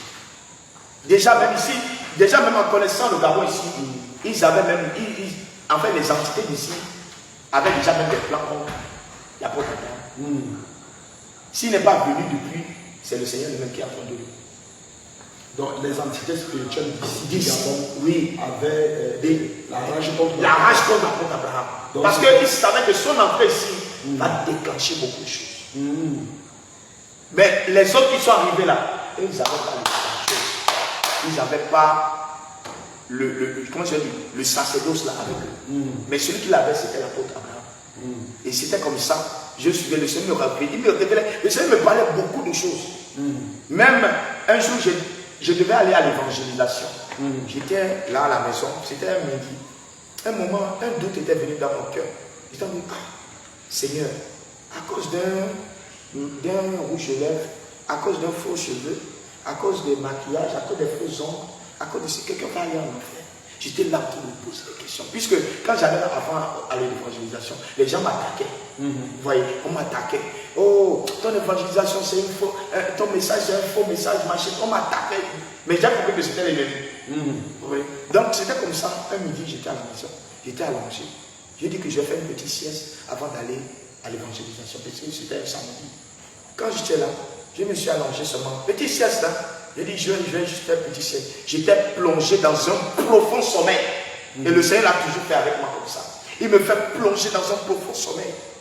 Quand il me fait, Jésus, quand il me fait plonger dans ce profond sommeil, au même instant, je vois un monsieur qui sort dans un coin. Il marche doucement, comme un prince. Il marche doucement. Mais la personne était habillée comme les gens du... Vous voyez les gens du temps ancien, vieux temps, je ne sais pas quel temps je veux dire, vraiment vieux temps. Mais il était habillé genre en boubou, la couleur était un peu comme ça. La couleur était un peu comme ça, gris comme ça, un peu gris comme ça. Il était habillé comme ça, mais balèze. Tu sens vraiment un prince, un roi quoi. Il marchait doucement, il revenait comme ça. Mais là, quand il revenait, il y avait un banc. Il y avait un banc qui était là. Mais moi, j'étais un peu éloigné du banc. Et il a pris la forme, il y avait des cordes, il y avait des linges qui étaient même installés sur la corde. Donc quand il est venu, il marchait doucement. Il marchait doucement. Mais quand il marchait, il avançait. Je vois le visage de l'apôtre Abraham. Je le dis bien. Je ne suis pas fou. Je ne suis pas aveugle. Qui veut l'entendre, ça peut faire le tour du monde. J'ai bien vu le visage. On ne m'a pas montré un autre visage. On ne m'a pas montré Jean Gracien. On ne m'a pas montré, qui je vais dire, David Olivier de Pau. On ne m'a pas montré, je vais dire qui, je ne sais pas quel serviteur. Mais on m'a montré le visage de l'apôtre Abraham. Abraham. Je n'ai pas vu quelqu'un d'autre. Je ne suis pas fou. Je le dis bien. Je ne suis pas fou. J'ai bien vu le visage. La personne est venue jusqu'à, comme là, l'homme de Dieu et moi nous sommes, c'était comme ça. Je l'ai bien vu. Et lui-même, je l'avais appelé après de ce que j'ai vu. Et c'est comme ça. Le monsieur, quand il a avancé, c'est là que j'ai bien vu le visage. Il est assis. C'était l'apôtre Abraham. Il est assis. Et quand il est assis, moi j'étais un peu éloigné.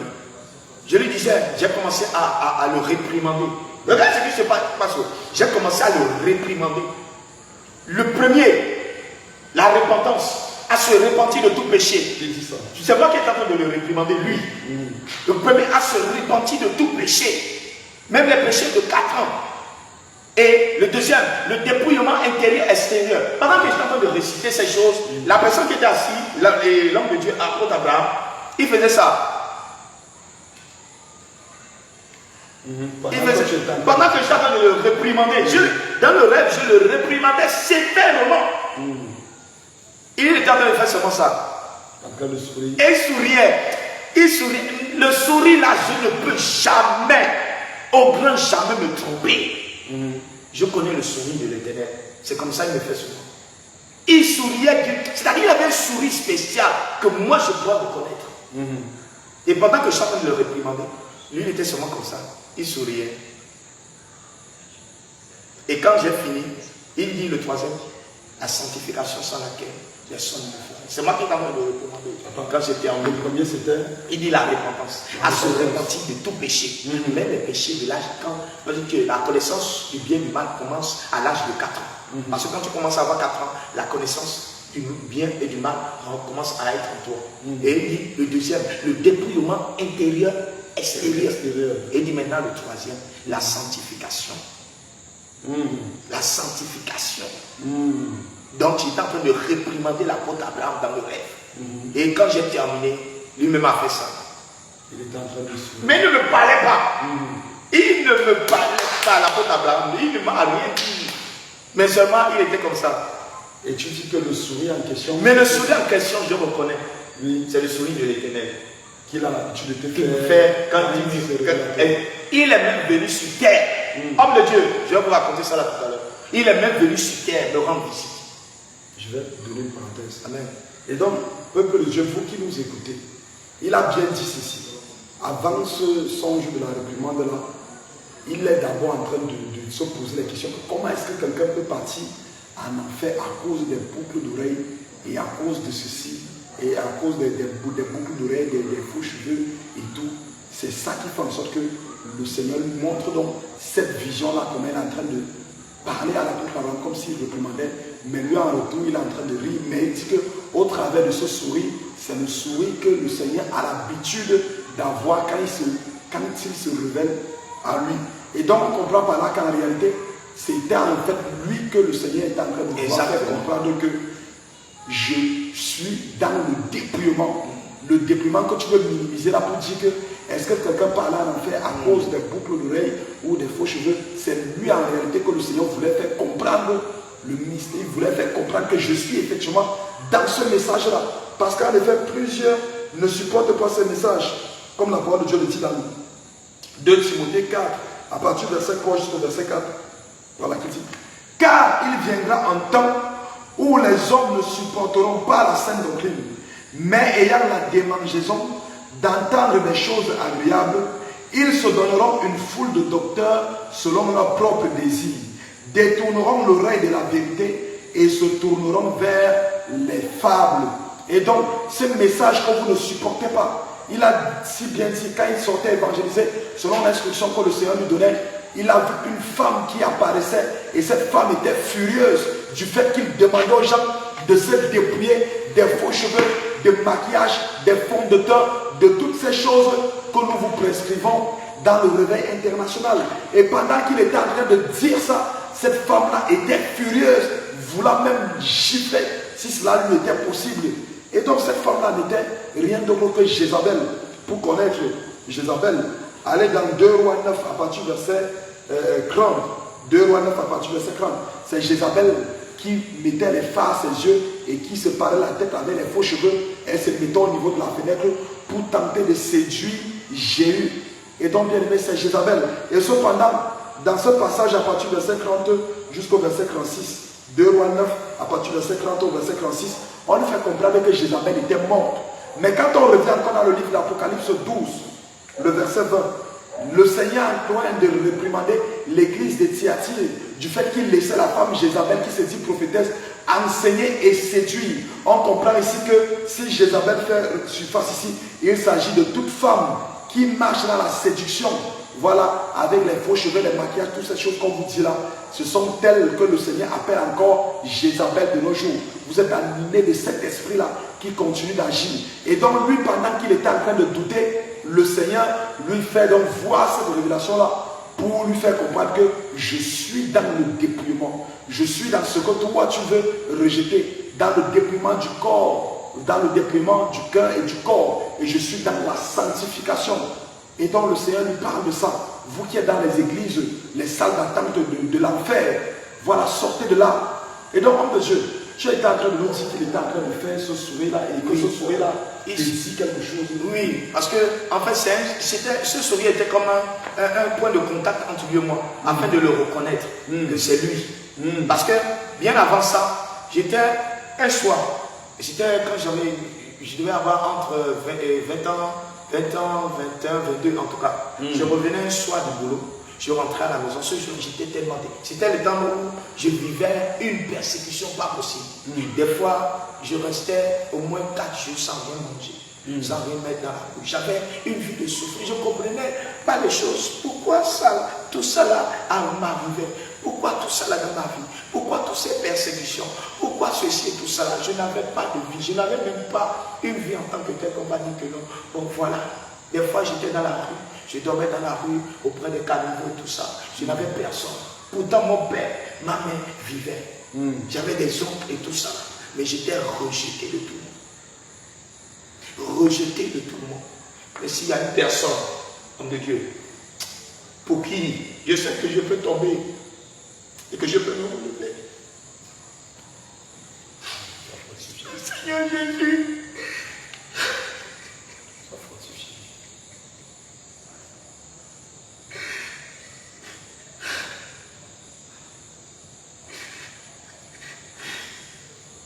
Sois fortifié.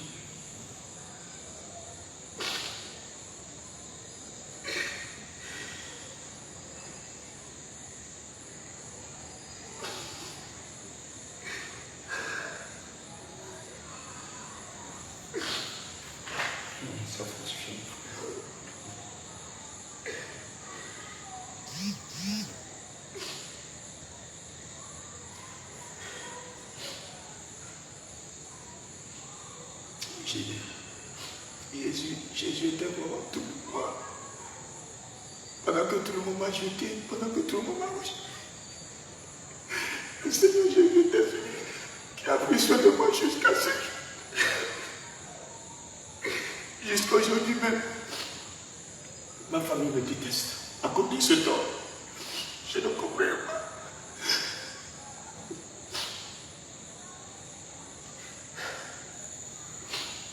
Moi-même, je savais que si j'abandonnais Jésus, homme de Dieu, je suis mort. Si j'abandonnais Jésus, je suis mort. Et cela jusqu'à aujourd'hui.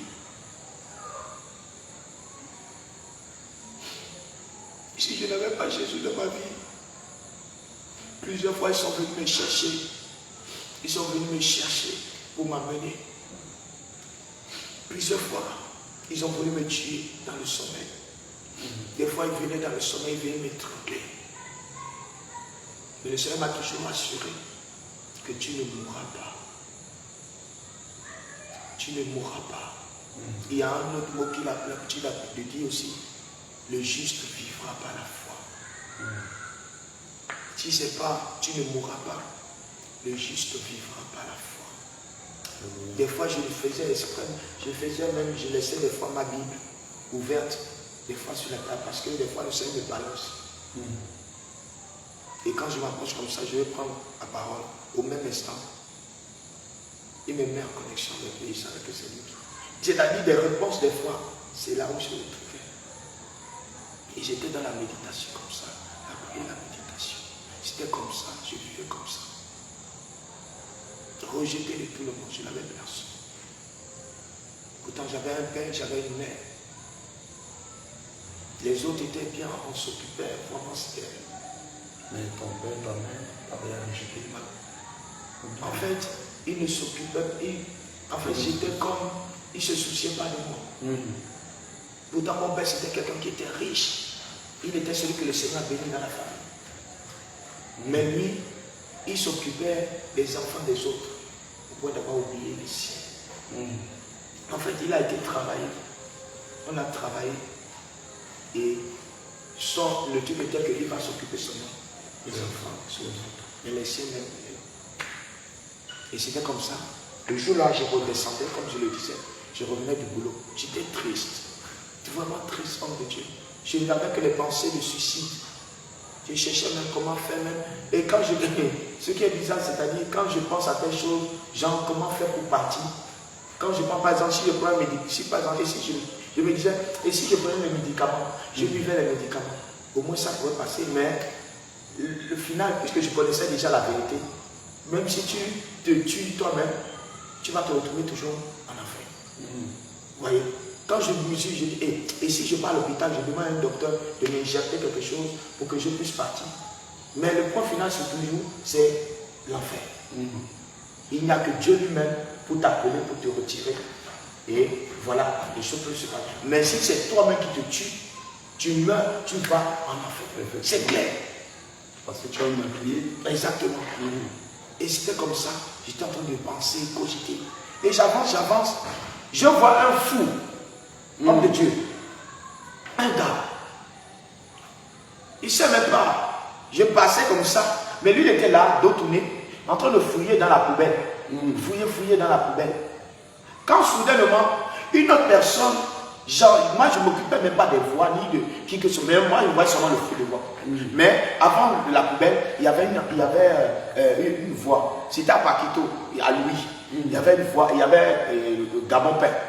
Donc, il y avait une voix qui était là. Mais moi, je descendais, j'étais dans ma tristesse, en train de penser, je cogitais et tout ça là. Une voix, j'entends seulement la voix qui dit, oh, ce grand homme-là! Oh, ce grand homme-là!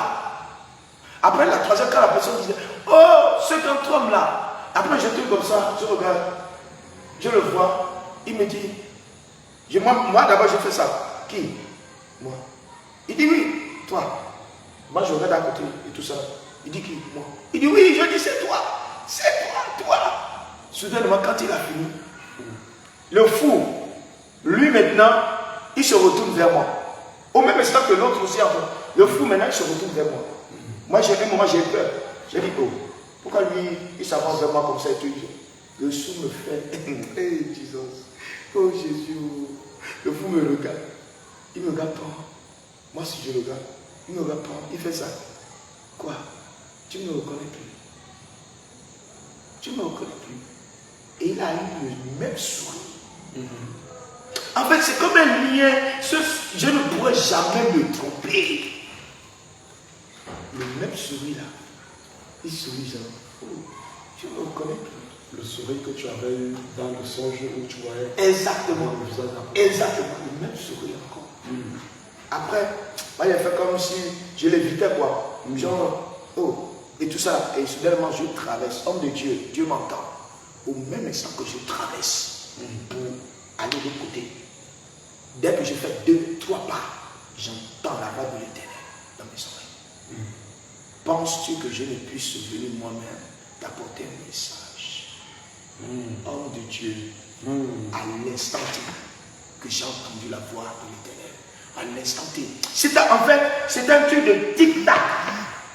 Au même instant, ma pensée est partie directement sur le fou. Je reviens, je retraverse, je reviens. Le fou n'est plus là. Homme de Dieu. Parce que tu as fait ce qu'il t'a dit et le sourire. Le sourire, tout ça là. J'ai fait, c'est-à-dire, c'est comme si on a ouvert mon instinct pour me faire comprendre. À l'instant, je reviens pour voir le fou. Je l'ai cherché, homme de Dieu, je ne l'ai pas vu. C'était un truc de seconde. Même si tu as vu la personne tout de suite. Le temps que. Mais le fou, non seulement il est un fou, il peut toujours traîner là, il est en train de faire, je ne sais pas.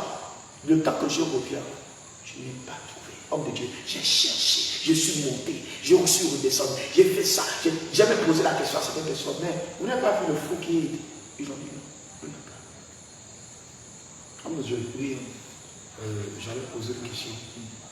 Le songe que le Seigneur te fait voir avec cet homme comme un prince, avec le visage de la main, c'est après que le groupe Jésus revient. Voilà, Jean Gatien et l'apôtre Abraham s'étaient déjà séparés. Non, c'était pas encore ce temps-là. Ils étaient encore comment je dis, en coalition. Mais le temps, c'était au même temps. Au même temps que les choses se passaient aussi. Mais le Seigneur m'a révélé le visage de l'apôtre Abraham. Et c'était comme ça maintenant après. Mais après que j'ai eu ce songe lui-même, j'ai cherché son numéro. Le numéro de l'apôtre Abraham. J'ai cherché son numéro et c'est comme ça que j'ai trouvé. Quand j'ai pris le numéro, quelques temps après, je voulais l'appeler. Mais quand il me dit non, je veux l'appeler. J'avais toujours des. Et finalement, je l'ai appelé. Je lui ai dit, homme de Dieu, voici ce que j'ai reçu comme songe et tout, sur vous et tout, voilà. Et moi, on a commencé à parler. Et puis c'est lui maintenant qui m'a donné la révélation que, Aubin, c'est pas moi que tu t'appelles, mais c'est le Seigneur qui te reprimandait. Que tu ne te détournes pas de la sainte doctrine, que tu ne te détournes pas du dépouillement, que tu ne te dépouilles pas du message. Alléluia. Je vais appuyer, alléluia. Non, Jésus. Donc, ça veut dire qu'à un moment donné, voilà, l'homme que tu vois, il te fait le sourire. Ce sourire, tu connais bien que le Seigneur a l'habitude de te faire qu'elle se révèle à toi. Et donc, effectivement, c'était le Seigneur Jésus-Christ. Mais sauf qu'en ce moment-là, il prend le visage de l'apôtre Abraham pour te montrer que c'est son serviteur. Tout à fait. Voilà. Tout à fait. Mais maintenant, donc, par rapport aux questions que tu avais l'habitude de te poser, que quelqu'un va aller à cause des boucles d'oreilles. Voilà. Le message qui est en ici, il revient encore pour te remettre. Voir que, attention, tout à fait. Ce message-là, je suis dans ce message. C'est ça. C'était ça, exactement. Donc c'était comme ça. Et au fur et à mesure, j'ai commencé véritablement maintenant à suivre l'homme de Dieu, l'apôtre Abraham, à vraiment me connecter aux enseignements, à tout ce qui se passait là-bas, à tout ce qui... Mais à chaque fois, il y avait toujours l'ennemi qui voudrait toujours genre me retirer. Ouais, des combats qui étaient toujours là, mais toujours aussi, moi-même je m'attachais, et c'est comme ça que je suis rentré plus en coalition avec lui, et plus des fois je l'appelle des fois pour savoir, pour connaître certaines choses, et quand je reçois un message ou une révélation, je le lui transmets, que voici ce que j'ai vu, voici ça et tout ça là. Mais dans ça, il y avait toujours des combats et tout ça, mais je n'ai pas baissé la garde, j'ai tenu la garde ferme. Alléluia. Le Seigneur ne m'a pas montré quelqu'un d'autre. Il m'a bien montré l'apôtre Abraham. Il ne m'a pas montré quelqu'un d'autre. Je le dis et je le répète encore. Le Seigneur ne m'a pas montré quelqu'un d'autre. Il m'a montré l'apôtre Abraham. Il a pris son apparence. Le corps que la personne avait, ce n'était pas le même corps. Et comment ça s'appelle? L'apôtre A. Lui, il était plus balèze. Mais le visage, c'était l'apôtre Abraham. Amen. Amen. Donc, après cette expérience-là, après avec le fou aussi. Exactement. Et après maintenant, j'ai continué toujours dans l'évangélisation, comme je le faisais. Je continuais toujours dans l'œuvre du Seigneur et tout ça. J'étais toujours dans l'œuvre du Seigneur. Je continuais toujours dedans. Je n'ai pas baissé la garde. Parce que moi, l'objectif était de vivre conformément à la volonté de Dieu. Mais dans ce genre de choses, vous savez, il y a des combats aussi qui sont là. Vraiment, le diable était en colère contre moi. Et l'objectif était de me faire tomber. Je vais mettre une parenthèse. Gloire à Jésus. Et donc, bien aimé, vous pouvez entendre, voilà, comme ce qu'il était en train de dire, le Seigneur a pris l'apparence d'un fou. Il a pris l'apparence d'un fou et il était en train de le sourire. Voilà, de lui faire un sourire. Et il s'attendait à ce qu'il puisse le reconnaître, mais il n'a pas reconnu. Tout au contraire, il fuyait parce qu'il a vu l'apparence d'un fou. Et souvent, à un moment donné, Dieu, il peut arriver que Dieu vous mette dans l'épreuve. Voilà. Et à un moment donné, il pourrait venir sous l'apparence d'un fou, d'une personne méprisable, négligeable, et à un moment donné, vous risquerez d'échouer. Ça me rappelle un peu ce passage avec Lot. Voilà. Lorsque le Seigneur avait envoyé les anges pour aller détruire Sodome et Gomorrhe. Et donc les anges étaient en train de passer. D'autres ne pouvaient pas s'imaginer que c'était les anges de Dieu que le Seigneur avait mandaté pour venir détruire Sodome et Gomorrhe. Mais à cause de l'amour, de la crainte de Dieu, il est parti les supplier que venez s'il vous plaît, venez vous abriter chez moi. Vous ne pouvez pas, après avoir fait cette marche-là, je sais que tout au long là, il n'y a personne, mais je sais que vous avez beaucoup marché. S'il vous plaît, venez vous abriter chez moi. Et cela lui a sauvé la vie. Parce que s'il ne l'avait pas fait, bien-aimé perdait son salut. Et l'apôtre Paul pouvait pas encore nous dire de pratiquer l'hospitalité parce que beaucoup ont abrité des anges sans toutefois le savoir.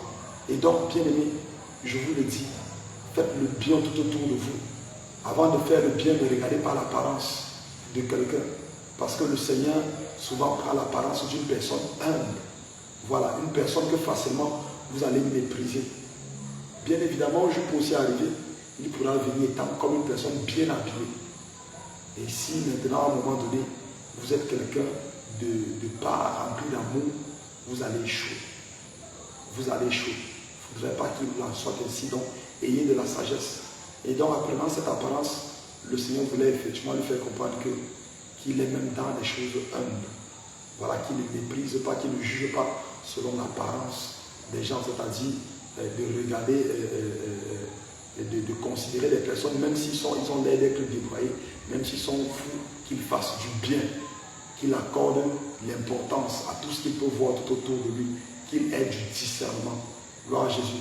Amen. Et donc, homme de Dieu, après cette étape-là, après cette étape, j'ai toujours continué avec le Seigneur parce que l'objectif était de me marier normalement comme le Seigneur le veut, dans la saine doctrine comme le Seigneur le veut. Vraiment, moi-même, je ne me suis jamais imaginé qu'un jour j'allais tomber. Je ne me suis jamais imaginé cela. C'était pour moi, c'est de rester vierge jusqu'au mariage. J'ai gardé ma virginité jusqu'à l'âge de 41 ans. Et il était question que ne pas tomber, c'est-à-dire d'être ferme, radical, parce que c'est ce que le Seigneur m'a enseigné, d'être ferme et radical, ne pas regarder à gauche ni à droite, c'est-à-dire d'être dans le droit chemin comme le Seigneur le veut. Ne pas connaître de femme. Ne pas connaître de femme, hors mariage. Parce que le Seigneur, il est vraiment contre ça. Il est vraiment contre. Il y a longtemps que le diable me cherchait. L'ennemi est en train de me chercher. Des fois, il y a eu des séductions pas possibles. Des femmes, il y a d'autres même qui se sont même mis nus devant moi. Je ne suis jamais tombé. Des fois même, c'est-à-dire, il y a une fois, j'ai failli commettre l'acte. Et j'entends la voix de l'Éternel. Homme de Dieu. Façon dont j'ai couru. Façon dont j'ai couru de cet endroit. J'ai couru d'une manière. J'ai tout oublié. Mais récemment, finalement, j'étais tombé. J'étais tombé finalement. J'ai eu à demander vraiment pardon au Seigneur. J'ai eu vraiment à me repentir pour lui dire, Père, pardonne-moi. Pardonne-moi pour tout ce que j'ai eu à te faire. Il était question que je me marie normalement. Mais de tout ce qui était arrivé, je n'ai rien compris moi-même. Mais comme le Seigneur l'a dit dans sa parole que le juste tombera, c'est faux. Et il doit se relever. Mais je n'ai pas baissé la garde. Je me suis repris. J'ai demandé pardon vraiment à Dieu. Seigneur, aide-moi à me relever. Je reconnais que j'étais offensé par ce simplement pardonne-moi. Aide-moi à me relever. Aide-moi à me relever. Et finalement, voilà où nous sommes aujourd'hui. Amen. Et donc, bien-aimé, lorsque tu sers le Seigneur d'un cœur sincère, le monde des ténèbres va conspirer contre toi. Voilà. Le monde des ténèbres va s'asseoir, faire des réunions à ton sujet, réfléchir sur les moyens de te faire tomber, les moyens de te détruire. Et dans ta marche avec Dieu, sois vigilant parce que nous sommes en guerre.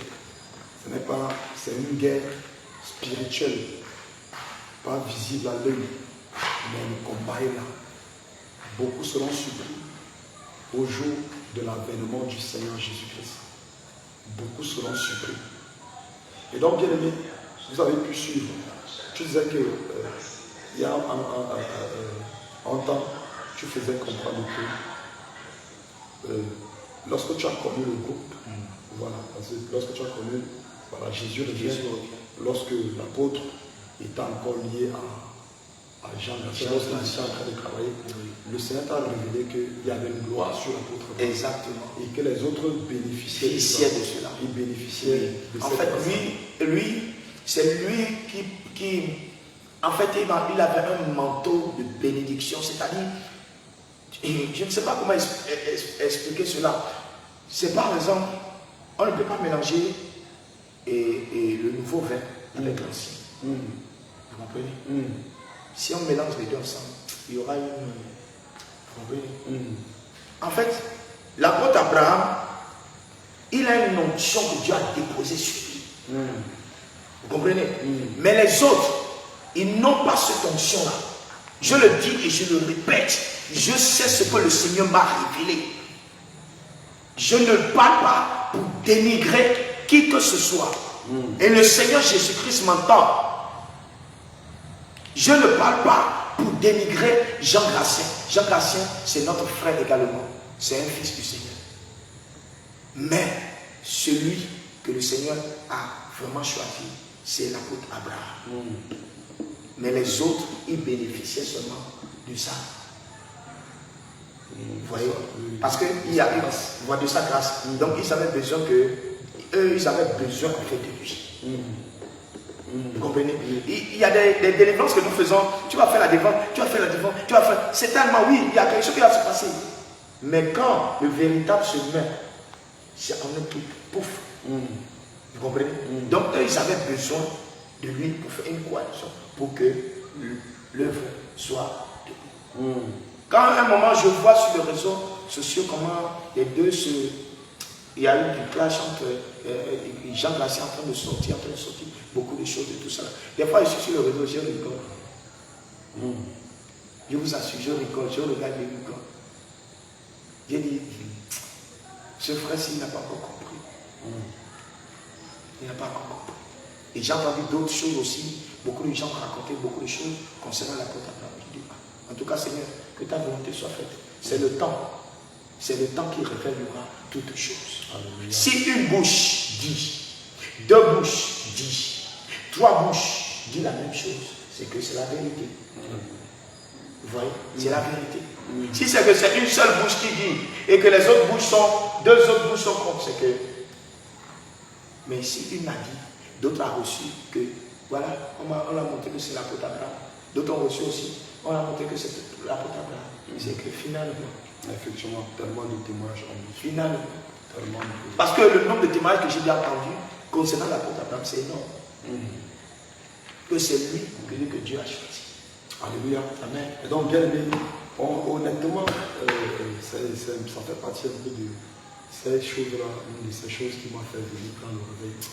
Voilà, parce qu'à un moment donné, on était dans un ministère où on voyait les délivrances se produire, mais sauf que j'avais pu remarquer par la grâce de Dieu que ce n'était que les esprits humains, voilà, qu'on chassait, c'est-à-dire c'est ton grand-père, c'est ta tante, c'est ta soeur, voilà, tout tournait, donc c'était seulement ça, dans les esprits de sorcellerie. Mais quand je pouvais observer le réveil, quand je quittais, je pouvais constater que, hormis des esprits humains qui se faisaient chasser, on pouvait aussi chasser les démons, les anges péchés, Lucifer, on chasse. Et à un moment donné, j'étais étonné de voir qu'effectivement, quand je vois dans la parole de Dieu, on chasse les légions, voilà ces entités démoniaques-là, voilà ces principautés, on les chasse. Mais je pouvais donc voir que dans le réveil, je pouvais constater effectivement que des démons même qu'on sont chassés. Tout à fait. Moi-même, j'ai été dans le ministère, c'est seulement ton père, ta tante qui t'attache, rien que les esprits de sorcellerie. C'est ça qui, c'est quand j'avais pu discerner ça que j'ai compris que bon, forcément dans le réveil, c'est le Seigneur Jésus-Christ lui-même qui agit. Tout à fait, parce que déjà même, le Seigneur lui-même dit que non, il ne vient pas chercher une église sale. Quand on regarde le monde aujourd'hui, le monde est dans une perdition pas possible. Et le Seigneur a même dit que non, et que la chose qui est arrivée au temps de Noé, c'est la même chose qui va se reproduire. Mais ce que nous vivons actuellement est encore plus grave même que ce qui était passé au temps de Noé. Vous voyez? Et le diable actuellement, son objectif c'est de détruire le monde. C'est de détruire l'œuvre de Dieu. C'est pas pour rien qu'aujourd'hui, quand je vois certaines vidéos de Jésus revient, comment le diable est en train de s'attaquer. C'est qu'on n'attaque pas n'importe qui, homme de Dieu. Quand on attaque quelqu'un, c'est que c'est la vérité qui est là. Alléluia. Et donc, bien aimé, c'est de la volonté du Seigneur qu'il y a toutes ces persécutions, voilà, dans le réveil international où nous sommes un peu attaqués, voilà, un peu attaqués. Quand on peut regarder avec les apôtres, après que le Seigneur soit parti, il leur a confié l'œuvre, on a vu comment ils étaient combattus par les Juifs, combattus par les pharisiens, voilà, ils étaient persécutés à gauche et à droite. Il est de la volonté du Seigneur que son Église soit persécutée, afin que nous, ses élus, nous soyons éprouvés, car il est dit que ce n'est pas des tribulations qu'il nous faut entrer dans le royaume des cieux. Et donc ne soyez pas étonnés, cela ne doit pas vous effleurer, cela ne doit vraiment pas vous morfondre dans vos rangs de Christ. Voilà, ces persécutions qui viennent à gauche et à droite, c'est de la volonté du Seigneur. Si, voilà, ceux qui étaient avant nous, les apôtres, poseurs de fondation dans les actes des apôtres, ont été persécutés, qui sommes-nous pour ne pas être persécutés? Alléluia. Et donc le diable, effectivement, combat ce qui est authentique.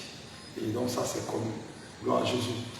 Et donc, homme de Dieu, après cette étape-là, il n'y a plus de chute. Il n'y a plus de chute. Je suis resté maintenant sur le droit chemin. Je suis là jusqu'à ce jour.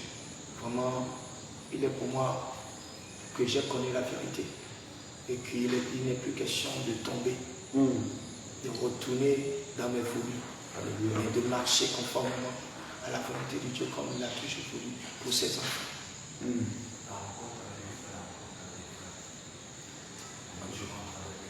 Et c'est comme ça, après, le Seigneur a tout fait, il a fait grâce, qu'aujourd'hui, nous avons le groupe Jésus revient, qui s'est installé au Gabon. Ils sont venus avec des hommes de Dieu. Et vraiment, c'est une grâce, c'est une bénédiction. Le réveil international, Jésus revient. Et le Seigneur l'a vraiment installé ici maintenant. Et c'est une joie de me retrouver également dans ce groupe-là.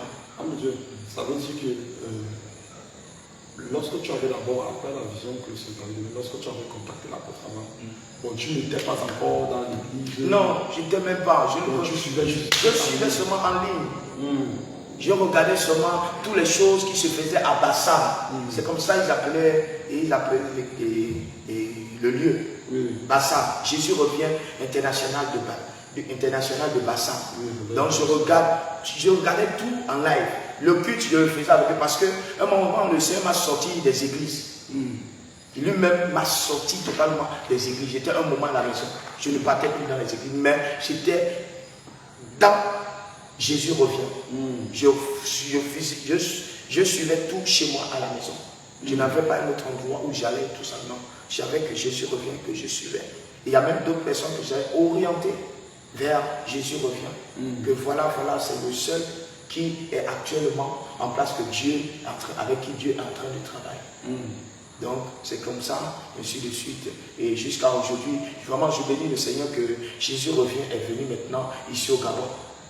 Vraiment, je bénis vraiment le Seigneur. Gloire au Seigneur Jésus. Et donc, peuple de Dieu, vous avez suivi le puissant témoignage, voilà, de notre frère, le serviteur Jonas Eli. Alléluia. Voilà, qui a vécu tellement d'expériences avec le Seigneur Jésus-Christ. Le Seigneur Jésus-Christ lui-même, voilà, a passé le temps à le conduire jusqu'à faire en sorte qu'il vienne atterrir, voilà, dans son église, le réveil international, Jésus revient. Alléluia. Amen. Et donc, le Seigneur l'a appelé à son service. Gloire à Jésus. Et donc, c'est un frère d'âme.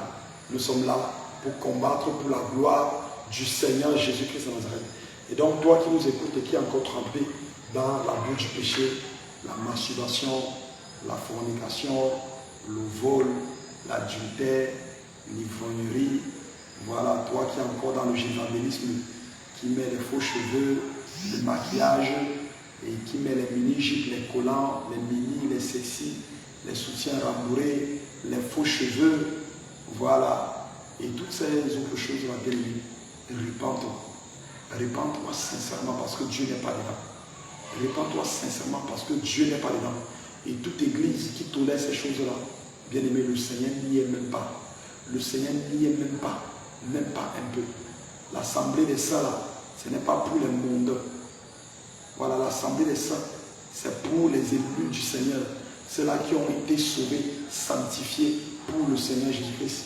L'église, c'est le corps du Christ. Et dans le corps du Christ, on ne doit pas trouver la souillure, l'impureté. L'apparence, un enfant de Dieu, une servante de l'Éternel, ne doit pas avoir l'apparence d'une prostituée. Voilà, pas que on voit la prostituée amenée sur une lampe rouge, en étant amenée sur les faux cheveux, les faux ongles. Et maintenant, toi, le dimanche, quand tu portes, on te voit avec les faux ongles, les faux cheveux, voilà, les faux ongles, le maquillage bourré, mini-jupe, tu portes aussi à l'église, bien aimé. Dieu n'est pas dedans, arrêtez la tromperie, arrêtez n'importe quoi. Dieu n'est pas dedans. Toi qui es dans cette fausseté-là, sors de là. Alléluia. Et donc, sur ce bien-aimé, que le Seigneur Jésus-Christ vous bénisse abondamment. Nous espérons que ce témoignage vous a édifié, a fait tomber les écailles de vos yeux. Et donc, sur ce bien-aimé, que le Seigneur Jésus-Christ vous bénisse. Shalom, shalom, shalom. Shalom.